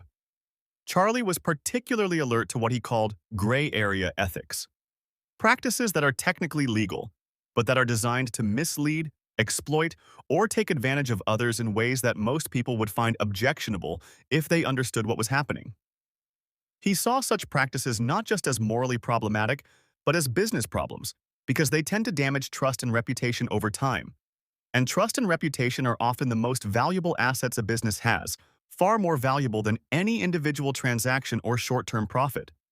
The financial scandals and collapses that have periodically shaken business and finance, from Enron to various banking crises, all have at their root a degradation of ethical standards that seemed manageable in the short term, but eventually produced catastrophic consequences, confirming Charlie's long-standing view that ethical shortcuts always come with a price, and the price is usually much larger than the short-term gain they seem to offer. Now let us talk about Charlie's thoughts on the structure of a good investment process, because this is one area where many people who admire his principles in the abstract fail to put them into practice in their actual decision-making. Charlie advocated for what might be called a two-track analysis of any important decision, particularly investment decisions, where on one track you do the conventional, rational, analytical work of estimating values and calculating probabilities and comparing alternatives, and on the other track you simultaneously scan for the ways in which your judgment might be compromised by the psychological tendencies we discussed earlier. The two-track approach is important because doing only the first track is insufficient, since even a rigorous analytical process can be systematically distorted by psychological biases that operate below the level of conscious awareness. And without the second track to check those biases, the first track may produce answers that feel rigorous and analytical, but are actually deeply influenced by wishful thinking, social proof, incentive bias, or other psychological forces. Charlie was very explicit that he considered the two-track analysis to be a description of what the best thinkers actually do, even if they do not consciously articulate it in these terms, and that the main value of making it explicit is to make it available as a deliberate practice to people who might not naturally fall into the habit. He also advocated strongly for the practice of explicitly trying to find reasons why you might be wrong, rather than just looking for evidence that confirms your existing view. And he noted that this disconfirmation discipline is one of the hardest intellectual habits to maintain because the mind naturally resists information that challenges its current beliefs. The most important place to apply disconfirmation discipline is in your highest conviction positions, the situations where you feel most certain that you are right, because these are precisely the situations where the danger of psychological bias is greatest, since the more you are invested in a particular conclusion emotionally or financially, the harder it is to see clearly evidence that the conclusion might be wrong. Charlie was famous for being willing to change his mind when the evidence required it, and for acknowledging publicly when he had been wrong about something, without excessive hand-wringing or self-flagellation, but with clear-eyed honesty about what had happened and what could be learned from it. This willingness to update views in the face of new evidence, rather than defending prior positions for the sake of consistency, is one of the rarest and most valuable intellectual qualities there is, and it is directly opposed to the inconsistency avoidance tendency we discussed earlier, which is one reason why consciously fighting against that tendency is so important. Charlie's concept of what he called the prepared mind is another important element of his investment process, and it refers to the idea that the ability to recognize and take advantage of exceptional opportunities when they appear requires extensive prior preparation in the form of deep knowledge and clear thinking about the domain in question. An extraordinary investment opportunity that presents itself to someone who is not already deeply familiar with the relevant industry, companies, and competitive dynamics will not be recognized as extraordinary, because without the background knowledge to provide context, the person cannot distinguish between a genuinely unusual opportunity and something that merely appears unusual because they do not understand it well. Conversely, someone who has spent years developing deep knowledge of a particular area will immediately recognize when an opportunity in that area represents a genuine departure from normal conditions because they have a detailed map of what normal looks like and can see clearly when something is significantly different. This is why Charlie always emphasized the importance of extensive, ongoing study and reading, even during periods when no immediate investment decision was pending, because the knowledge gained during those quiet periods is what allows you to act decisively and confidently when a truly exceptional opportunity appears. The analogy he often used was that of a great hunter who spends enormous amounts of time preparing their equipment, studying their prey, and learning the terrain, all before the actual hunt begins. Because when the moment comes to take the shot, you do not have time to prepare. You need to be already prepared, and the quality of your preparation determines whether you are ready to take advantage of the opportunity or whether you let it pass. One of the most memorable and often quoted passages in Poor Charlie's Almanack is Charlie's description of his ideal business investment, which he described as one that any fool could run, because sooner or later any fool will run it. This typically sardonic Munger observation contains a very serious point. which is that the best businesses are those whose competitive advantages are so deeply embedded in their brand, their customer relationships, their cost structure, or their network effects that they do not depend primarily on the genius or exceptional talent of whoever happens to be running the company at any given moment. A business that requires a genius to run it is a fragile business because geniuses are rare and do not live forever. And when the genius departs, either through retirement, departure, death, or simply having a bad stretch, the business loses its edge and may decline rapidly. But a business with a genuinely strong and durable competitive advantage, one that is built into the structure of the business rather than depending on any particular person's skill or vision, can be handed off from leader to leader and still perform excellently because the advantage is institutional rather than personal. This is one reason why Charlie and Warren have always placed so much emphasis on the culture and systems of the businesses they invest in, because a strong culture and well-designed systems can sustain excellent behavior over time, even as the specific people come and go, while a business that depends entirely on individual talent is always one personnel change away from a serious problem. The culture of Berkshire Hathaway itself is the ultimate example of this principle, because one of the remarkable things about Berkshire is how consistently its subsidiary businesses have performed over many decades, despite having very little central management from Berkshire headquarters. And this consistency reflects the fact that Berkshire has been extraordinarily good at selecting businesses with strong cultures and then not interfering with those cultures after the acquisition.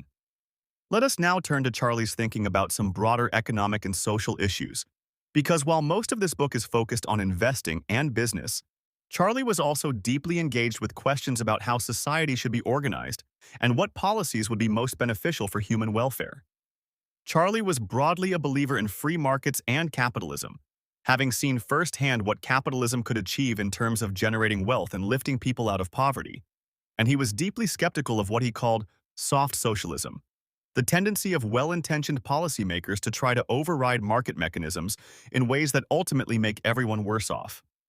But he was equally skeptical of unregulated capitalism and the tendency of some market advocates to pretend that markets can solve every problem and that regulation is always harmful, arguing that some forms of regulation are genuinely necessary and beneficial, particularly in areas like financial regulation, where the complexity of the products and the information asymmetries between buyers and sellers create conditions under which markets do not function well. He was particularly concerned about what he saw as the excessive complexity and opacity of modern financial instruments, the proliferation of derivatives and other esoteric financial products whose risks were not well understood even by the people selling them, and were certainly not well understood by the people buying them. And he was deeply skeptical of the argument that these instruments were reducing risk in the financial system rather than increasing it. Charlie's concern was borne out by the financial crisis of 2008, which demonstrated in the most dramatic and costly possible way that the complexity and interconnectedness of the modern financial system had created risks that were far larger and far less understood than the conventional wisdom suggested, and that the mechanisms supposedly designed to distribute and manage risk had in many cases concentrated it in dangerous ways. He was also deeply concerned about the culture of what he called financialization, the tendency for more and more of the best talent and capital in the economy to be directed toward financial activities, toward trading and arbitrage and financial engineering, rather than toward the creation of genuine new value through innovation, production, and service. Charlie did not think that trading and financial engineering were worthless activities, but he did think they were significantly less valuable to society than innovation and production. And he was troubled by a world in which the most talented young people with technical and quantitative skills were being drawn overwhelmingly into finance rather than into science, engineering, and other activities with higher social returns. This concern connects to one of the most important themes in the book, which is the responsibility of people with talent and good fortune to use those gifts in ways that benefit not just themselves, but society more broadly. Charlie lived by this principle himself, donating enormous sums to educational institutions throughout his life, particularly to those involved in science, medicine, and the development of human capital. And he was deeply motivated by a desire to leave the world better than he found it and to contribute to the long-term flourishing of human civilization. He often spoke about the extraordinary luck involved in being born with high intelligence and good health in a wealthy country in the 20th century. the greatest period of human prosperity in history, and he felt that this extraordinary good fortune came with genuine obligations to use it well. Now, let us talk about some of the specific pieces of advice that Charlie gave most repeatedly and most emphatically throughout his career, the things he said over and over again in different contexts because he considered them so important. The first and perhaps most repeated piece of advice was this: always tell the truth because then you don't have to remember what you said. This seemingly simple piece of advice contains multiple levels of wisdom that are worth unpacking. First, it is practically useful as a memory management technique, because keeping track of lies requires much more cognitive effort than simply saying what is true,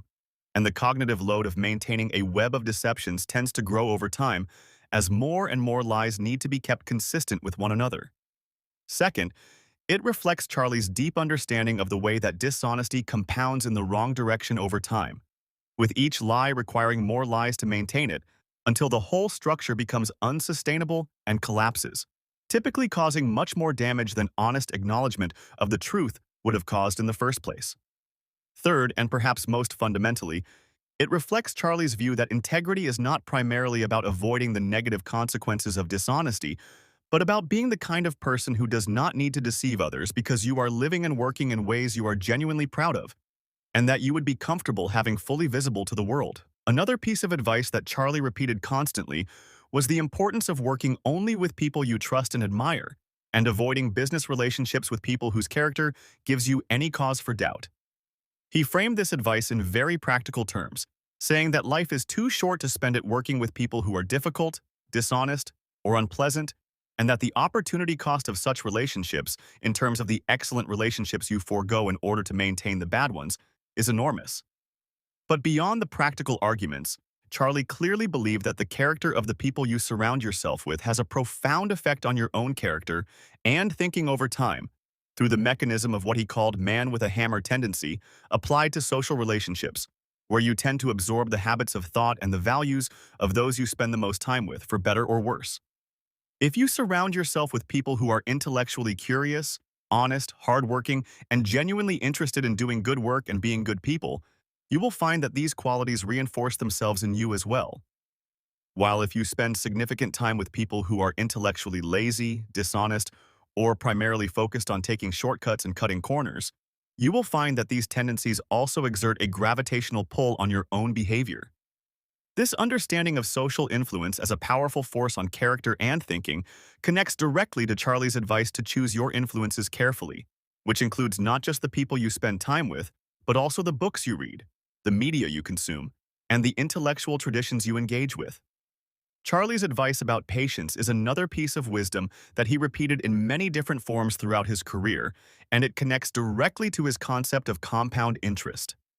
Most of the best things in life, Charlie argued, come from sustained effort over long periods of time. And the most common reason people fail to achieve what they are capable of is not lack of talent or effort, but lack of patience. The tendency to want results immediately and to abandon efforts that do not show quick payoff in favor of new approaches that seem to promise faster returns.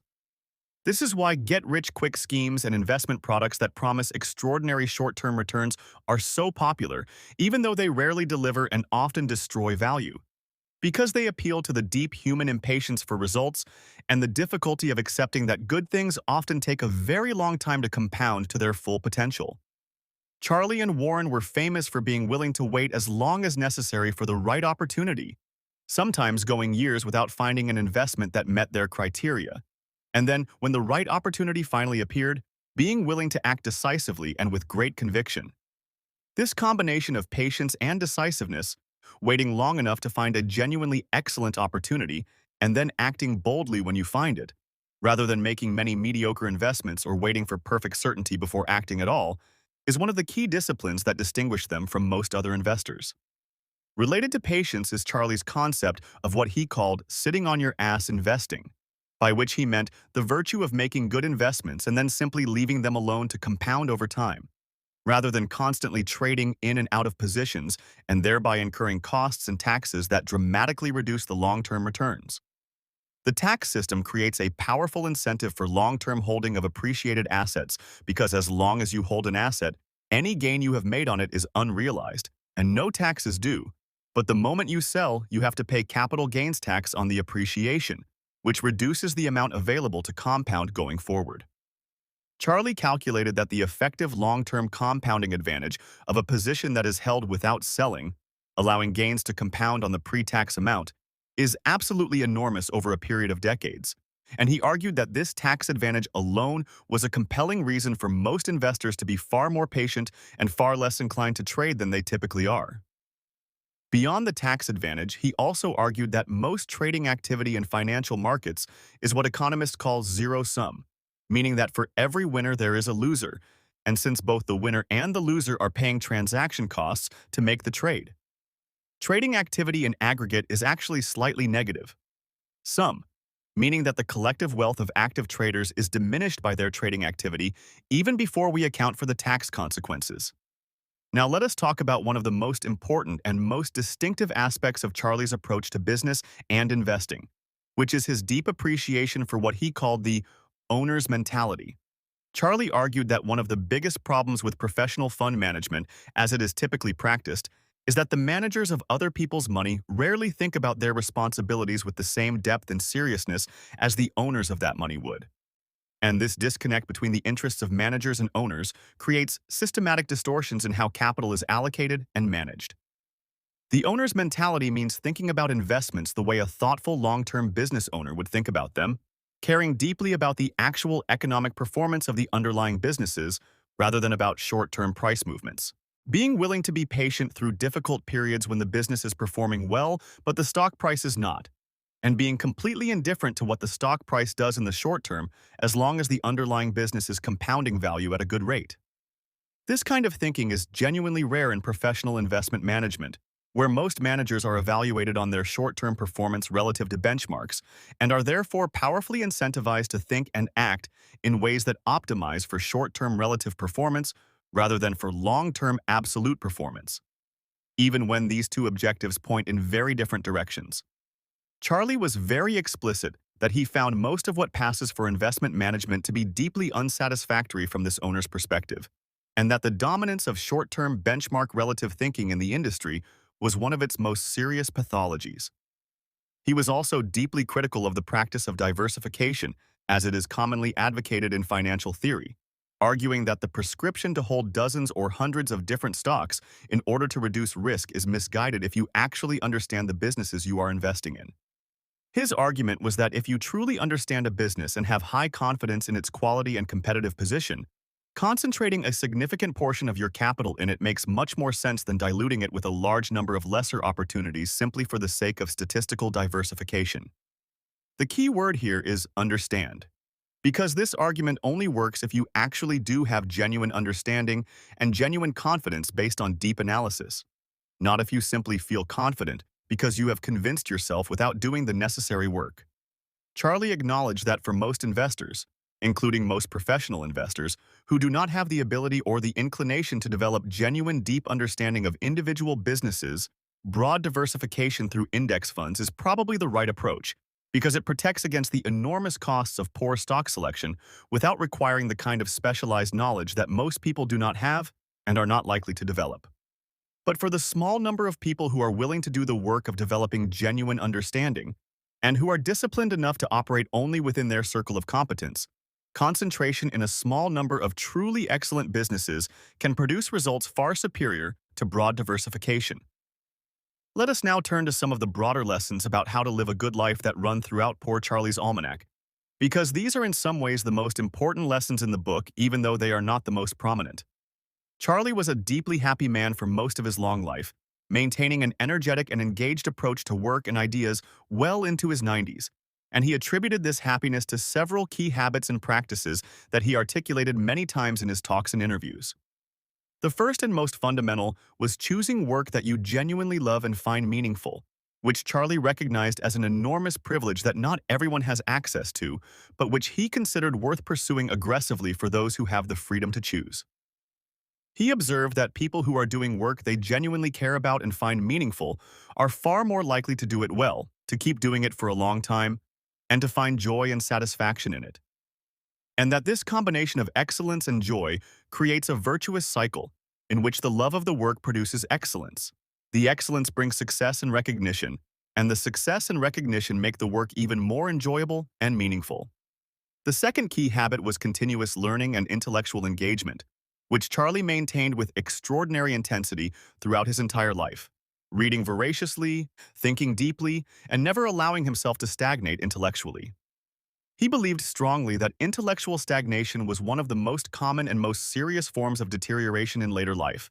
and that the way to prevent it was simply to never stop being genuinely curious about the world and never stop learning, treating each day as an opportunity to understand something new or see something in a new light. The third key habit was gratitude, and specifically the practice of being genuinely grateful for the extraordinary good fortune of living in the time and place and circumstances that he did, and not taking any of it for granted. Charlie often reflected on the fact that the vast majority of human beings who have ever lived would have considered his circumstances unimaginably fortunate, with access to healthcare, education, clean water, food security, physical safety, and intellectual resources that were simply unavailable to most people in most times and places in human history. He argued that cultivating a genuine sense of gratitude for these blessings, rather than taking them for granted and focusing on the relative disadvantages one might have compared to even more fortunate people, was one of the most reliable routes to genuine happiness and contentment. The fourth key habit was choosing good companions, and specifically being very selective about the people you spend significant time with, prioritizing people of good character, intellectual curiosity, genuine warmth, and a commitment to living and working with integrity. Charlie was quite direct about the fact that he had little patience for spending time with people whose character or values he did not admire, not because he was contemptuous of people who were less gifted or fortunate, but because he understood that the people you spend time with have an enormous influence on your own thinking and behavior, and that this influence is too important to leave to chance. He also spoke often about the importance of treating the people in your life, especially the people closest to you, with genuine kindness and respect, and of never taking those relationships for granted, because the love and respect of good people is the most precious thing there is and something that all the money and success in the world cannot substitute for. Charlie's marriage to Nancy Munger, whom he met after his first marriage ended, was by all accounts a deep and genuinely happy partnership, and he often spoke of her with great warmth and appreciation, recognizing that having a life partner of good character and genuine compatibility was one of the most important determinants of a happy life. His relationship with Warren Buffett was another source of deep satisfaction throughout his life, a genuine intellectual partnership built on mutual respect, complementary strengths, shared values, and a friendship that grew stronger over more than 6 decades of working together. Charlie often said that one of the most important things you can do for yourself is to find a few truly great partners in both life and work. People whose combination of talent, character, and compatibility with you is such that the partnership amplifies what each of you could do alone, and then to do everything in your power to maintain and nurture those partnerships over time. Now let us talk about some of the philosophical underpinnings of Charlie's worldview. Because while this book is not a philosophy text in any formal sense, there is a coherent and deeply thought-out set of philosophical commitments running through every part of it. Charlie was fundamentally an empiricist, meaning that he believed the best way to understand the world is through careful observation and evidence-based reasoning, rather than through purely theoretical or ideological frameworks. He had great respect for the scientific method, not as a set of procedures to be mechanically followed, but as an attitude toward knowledge that insists on testing beliefs against evidence and being willing to revise or abandon beliefs that fail this test. He was deeply skeptical of ideologies of all kinds, whether political, economic, or philosophical, because he believed that ideological thinking tends to make people prisoners of their ideology, causing them to see only the evidence that supports their pre-existing beliefs and to dismiss or explain away evidence that challenges those beliefs. His preferred mode was what he called uncommon sense, by which he meant the application of basic, rigorous, evidence-based thinking to problems, freed from ideological commitments and willing to follow the evidence wherever it leads, even when it leads to conclusions that are uncomfortable or unpopular. He was also deeply committed to what might be called intellectual humility, the recognition that our understanding of the world is always incomplete, always subject to revision, and often wrong in ways we do not yet recognize. This intellectual humility did not translate into paralysis or an inability to make decisions, but rather into a specific style of decision-making that builds in appropriate uncertainty, uses a margin of safety when possible, and remains open to updating when new evidence requires it. The concept of the margin of safety, borrowed from Benjamin Graham, is one of the most important practical expressions of this intellectual humility in Charlie's approach to investing, and it refers to the practice of requiring a significant cushion between the estimated value of an investment and the price you pay for it, so that even if your estimate turns out to be somewhat wrong, you still have not overpaid. Charlie extended this concept beyond investing to many other domains of decision-making, arguing that in any important decision involving significant uncertainty, you should build in some margin of safety by not pushing right to the edge of what your analysis suggests is acceptable, because your analysis is always imperfect, and the world is always more complicated than any model can capture. The concept of first principles thinking, which has become very popular in recent years largely through the influence of Elon Musk, is closely related to Charlie's approach, though Charlie would have approached it differently, with more emphasis on the mental models from established disciplines and less emphasis on starting entirely from scratch. Charlie's version of first principles thinking was to ask, for any important question, what the truly fundamental, best established insights from the most relevant disciplines are, and to build up from those foundations rather than from conventional wisdom or common practice, which may be poorly thought out or optimized for the wrong things.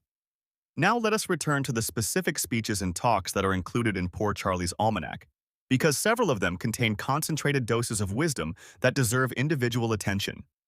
The talk on the psychology of human misjudgment, which we covered extensively earlier, is generally considered the centerpiece of the book and one of the most practically valuable documents in the literature of practical thinking. But the Worldly Wisdom Revisited talk, delivered to the students of Stanford Law School in 1996, is also extraordinarily rich and contains some of Charlie's clearest articulations of how to think about business and life. In this talk, Charlie laid out in very explicit terms the relationship between mental models and good judgment, arguing that the mind is like a tool chest and that good judgment comes from having the right tools and knowing when and how to use each one. He also talked very clearly about the danger of what he called man with a hammer syndrome, the tendency for people to apply their single favorite mental model or analytical framework to every problem, regardless of whether it is the most appropriate tool for the job, simply because it is the one tool they know how to use. He gave the example of people trained in economics who try to solve every problem with economic analysis, seeing everything as a question of incentives and price mechanisms, even when the problem at hand is fundamentally a question of psychology or sociology or engineering, where economic analysis is at best a partial and at worst a misleading guide. The antidote is not to abandon your best tools, but to supplement them with others, building up the latticework of mental models that we discussed at the beginning, so that you have multiple analytical frameworks available and can choose the most appropriate one for each specific problem, rather than defaulting always to your favorite. The Berkshire Hathaway shareholder letters, to which Charlie contributed as co-author of the long-form annual reports, are another important source of Charlie's thinking, and they contain some of the clearest and most accessible explanations of the principles behind Berkshire's investment and management approach. These letters, particularly those written during the period from the mid-1980s through the 2000s, are often cited alongside Poor Charlie's Almanack as essential reading for anyone who wants to understand the Berkshire approach, and they demonstrate in real time how the principles we have discussed played out in actual investment decisions over many years. The Wesco Financial Shareholder Letters, which Charlie wrote himself for many years when he served as chairman of Wesco Financial, a Berkshire subsidiary, are also included in part in Poor Charlie's Almanack and are in some ways even more direct and personal than the Berkshire letters, since they are written in Charlie's own voice without Buffett's involvement. These Wesco letters are particularly valuable because they show Charlie applying his mental models to specific business situations and investment decisions in real time, explaining in plain language why he is making the decisions he is making and what principles are guiding those decisions. Let us now talk about the specific lessons that Charlie drew from his study of great businesses and great business failures, because both ends of the spectrum have important things to teach. Great business failures are often more instructive than great successes, because failures reveal the limits and the risks that successes can obscure. And Charlie spent a great deal of time studying famous business failures to extract lessons that he could apply in his own investment decisions. The failure of long-term capital management in 1998 is one case study that Charlie referenced multiple times, because it illustrated in a particularly dramatic way the dangers of excessive leverage combined with overconfidence in the precision of mathematical models. Long-term capital management was a hedge fund run by some of the smartest people in finance, including several Nobel Prize winners in economics, and it used extraordinarily sophisticated mathematical models to identify and exploit tiny pricing discrepancies in financial markets, taking very large positions funded by very large amounts of borrowed money to turn those tiny discrepancies into large profits.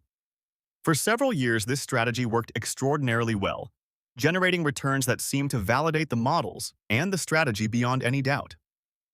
But in 1998, when financial markets in Russia and Asia began experiencing severe stress, correlations between different assets that the models had assumed would remain stable turned out to be far more variable than expected, and the fund began losing money on many positions simultaneously in a way the models had said was essentially impossible. Because of the enormous leverage the fund had used, these losses, though large in absolute terms, translated into losses that wiped out the fund's entire capital several times over, requiring a dramatic Federal Reserve organized rescue operation to prevent the collapse of the fund from triggering a much broader financial crisis. The lesson Charlie drew from long-term capital management was not that mathematical models are useless, but that any model is only as good as the assumptions built into it, and that models tend to fail precisely in the circumstances where you most need them to work.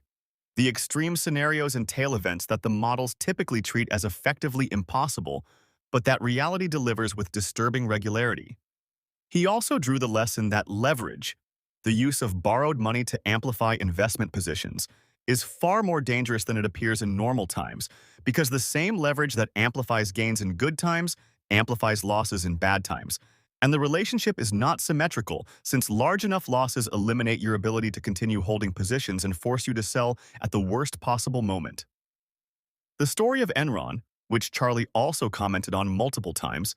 illustrated a different but equally important set of lessons, primarily about the dangers of incentive-driven accounting manipulation and the speed with which a large and apparently solid company can collapse once market confidence in its accounting is shaken. Enron used a combination of complex financial structures, off-balance sheet entities, and aggressive accounting interpretations to report earnings that bore little relationship to the actual cash being generated by the business. And this created the appearance of a rapidly growing and highly profitable company that was in reality generating very little genuine economic value. Charlie's lesson from Enron was primarily about the importance of focusing on actual cash flows rather than reported earnings when evaluating businesses, because reported earnings can be manipulated in many ways, while cash flows are much harder to fake, and about the importance of being deeply skeptical of businesses with complex, hard-to-understand financial structures, since complexity in financial reporting is often a red flag for problems that management does not want shareholders to see clearly. He was also critical of the role that supposedly independent auditors, lawyers, investment bankers, and other professionals played in enabling and facilitating the Enron fraud, arguing that the complexity of the professional incentives involved had led these professionals to rationalize behavior that they should have clearly refused to participate in. This critique connects to the broader theme we discussed earlier about incentive bias, and the way that professional incentives can distort judgment in ways that feel like principled analysis from the inside, making it extremely difficult for the person subject to the incentive bias to recognize that their judgment is being distorted. Now, let us talk about the broader legacy of Poor Charlie's Almanack, and why it matters not just for investors, but for anyone who wants to think more clearly and live more wisely. The fundamental message of this book is that the quality of your thinking determines the quality of your decisions, and the quality of your decisions determines the quality of your life, and that the quality of your thinking can be dramatically improved by deliberately building up the latticework of mental models that Charlie described. This is a message of genuine hope and empowerment, because it means that the gap between where your thinking is now and where it could be is not fixed by genetics or circumstance, but is something you can address through deliberate study and practice, just as Charlie himself did throughout his long life. Charlie was not born with the latticework of mental models fully formed in his mind. He built it over decades through voracious reading, deep thinking, and constant testing of his ideas against the evidence of experience, and the book documents enough of that process to give readers a head start on building their own version of the same thing. The specific mental models will be the same for everyone in their fundamental form, since the laws of physics, the tendencies of human psychology, the dynamics of competitive markets, and the mathematics of probability and statistics are the same for everyone. But the way these models are combined and applied will be deeply personal, reflecting each person's unique combination of knowledge, experience, values, and circumstances. Charlie himself was very explicit that he was not presenting his approach as the only valid approach or as something that everyone should simply copy, but rather as an example of what systematic multidisciplinary thinking can achieve when applied consistently over a long period of time, and as an invitation for others to build their own version of the same thing. One of the most important practical takeaways from this book is the importance of reading as a foundation for this kind of thinking, and specifically the importance of reading broadly across many different disciplines rather than just within your specific area of expertise or interest. Charlie's reading list, insofar as it can be reconstructed from his talks and writings, is extraordinarily eclectic, covering mathematics, physics, chemistry, biology, history, biography, economics, psychology, law, philosophy, and many other subjects, and the breadth of this reading is clearly reflected in the range and depth of his thinking. He was particularly fond of biographies and histories, not as entertainment but as data, as records of how real people dealt with real challenges and opportunities in the past, from which patterns and lessons can be extracted and applied to present and future situations. He also believed deeply in the power of studying failure as well as success, arguing that you can often learn more from careful study of why things went wrong than from study of why things went right, because failures tend to reveal the constraints and risks that successes can obscure. The habit of keeping what Charlie called a failure file, a collection of case studies of things that went wrong and why, is something he recommended as a practical way of building up immunity to the most common and costly kinds of mistakes. Another important practical takeaway is the importance of finding your tribe, meaning the people who share your commitment to clear thinking, honest dealing, and continuous learning, and building your professional and personal life as much as possible around relationships with these people. Charlie's lifelong partnership with Warren Buffett is the supreme example of the value of finding the right intellectual and professional partner. But the principle applies at every level, from choosing a life partner to choosing colleagues to choosing mentors and role models. The people you spend the most time with are the most powerful influence on your thinking and your values. And this influence accumulates quietly over time in ways that are often invisible in the moment, but profoundly consequential over a lifetime. Let us now talk about some of the specific practical habits and practices that you can take away from this book and start applying in your own life immediately. Because while the philosophical framework we have been discussing is important, philosophy without practice is incomplete. The first practical habit is to maintain a daily reading practice, ideally spending at least an hour each day reading something that builds genuine understanding in an area relevant to your goals or curiosity.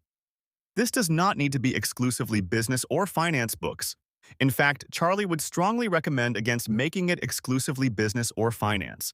because the mental models most valuable to you may well come from biology, history, psychology, or other disciplines that seem tangential to your immediate professional goals. The key is to read with genuine curiosity and engagement, asking yourself as you read how this new information connects to things you already know and what new implications or possibilities it opens up, rather than simply accumulating facts without building the model-level understanding that makes them genuinely useful. The second practical habit is to maintain what Charlie called an ideas journal, or similar record of your thinking, where you write down your best ideas, your most important observations, and your analysis of important decisions you are facing. Writing forces clarity in a way that merely thinking does not, because when you write something down, you immediately discover whether you actually understand it clearly or whether you only thought you understood it. And the act of articulating your reasoning in writing is one of the most powerful tools for improving the quality of that reasoning. The third practical habit is to practice inversion regularly, making it a habit whenever you are thinking about an important goal or decision. To also think about the ways that goal could be undermined or the decision could go wrong, and to use this backwards thinking as a check on the forwards thinking. This practice alone can dramatically improve the quality of your decisions by forcing you to consider downside risks and failure modes that forward-only thinking tends to obscure. And it can save you from many of the most costly and embarrassing mistakes by revealing obvious dangers that would otherwise only become apparent in hindsight. The fourth practical habit is to maintain what might be called a bias checklist, a list of the psychological tendencies we discussed earlier that you review before making any important decision, asking yourself for each tendency whether it might be influencing your judgment in the current situation and what you can do to counteract it. Charlie himself developed and used checklists extensively in his business and investing work, drawing on the aviation industry's successful use of checklists to reduce pilot error, and arguing that the same discipline of systematically going through a checklist before making a complex decision can dramatically reduce the frequency of costly errors in other domains as well. The fifth practical habit is to seek out and engage seriously with perspectives that disagree with your own, making it a regular practice to read and listen to people whose views challenge your existing beliefs rather than simply reinforcing them. This is one of the hardest habits to maintain because it is psychologically uncomfortable, but it is one of the most valuable because the perspectives that most challenge your beliefs are also the ones most likely to reveal the weaknesses and blind spots in your thinking. Charlie was famous for his willingness to engage seriously with views he disagreed with, and he credited this practice in part for his ability to avoid many of the ideological traps that capture the thinking of people who only engage with ideas that confirm their existing views. Now let us bring this long and rich discussion to a close by reflecting on what Charlie Munger's life and work mean at the broadest level. Charlie lived to the age of 99, passing away in November 2023, just a few weeks before his 100th birthday. And throughout his extraordinarily long life, he continued to read, think, learn, invest, and engage with the world with a vigor and enthusiasm that was remarkable in anyone of any age. He outlived most of his contemporaries by many years, and yet he remained intellectually active and relevant right up to the end, continuing to attend Berkshire Hathaway events, continuing to offer his characteristically direct and often contrarian commentary on events in business, finance, and the broader world, and continuing to be sought out by people from all over the world who wanted to learn from him. What made Charlie great was not primarily any single quality or ability, impressive as his individual abilities were, but the combination and integration of many qualities that reinforced each other over time. His voracious curiosity, his intellectual honesty, his willingness to do hard work in the service of genuine understanding, his commitment to ethical living and dealing, his extraordinary patience, his deep appreciation for the people in his life, and his genuine desire to leave the world better than he found it. These qualities, taken together, created something that is worth studying carefully and worth aspiring to, not because you could or should try to copy Charlie Munger's specific career or investment approach, but because the underlying values and habits of mind that produced his extraordinary results are available to anyone who is willing to cultivate them with the same seriousness and consistency that he did. The world needs more Charlie Mungers, not because it needs more billionaires or more great investors, but because it needs more people who think clearly, act honestly, learn continuously, and treat others with genuine respect and care, and who bring those qualities to bear on whatever specific challenges they happen to be working on. Poor Charlie's Almanack is one of the richest possible sources of inspiration and practical guidance for anyone who wants to become more like that, and if you take away nothing else from this long summary, take away this. Start reading, start thinking, start building your own latticework of mental models, and trust that this investment in your own thinking, made consistently over time, will compound in ways that will eventually transform the quality of your decisions and the quality of your life. Charlie Munger did exactly this, starting from ordinary beginnings and building, through decades of disciplined reading and thinking and learning, one of the most powerful minds in the history of business and investing. There is no reason that the same process, applied with the same discipline and consistency over a similarly long period, cannot produce something extraordinary in you as well, and that is perhaps the most hopeful and the most empowering message in all of these rich and wonderful pages. The investment is in yourself, the interest compounds daily, and the returns last a lifetime.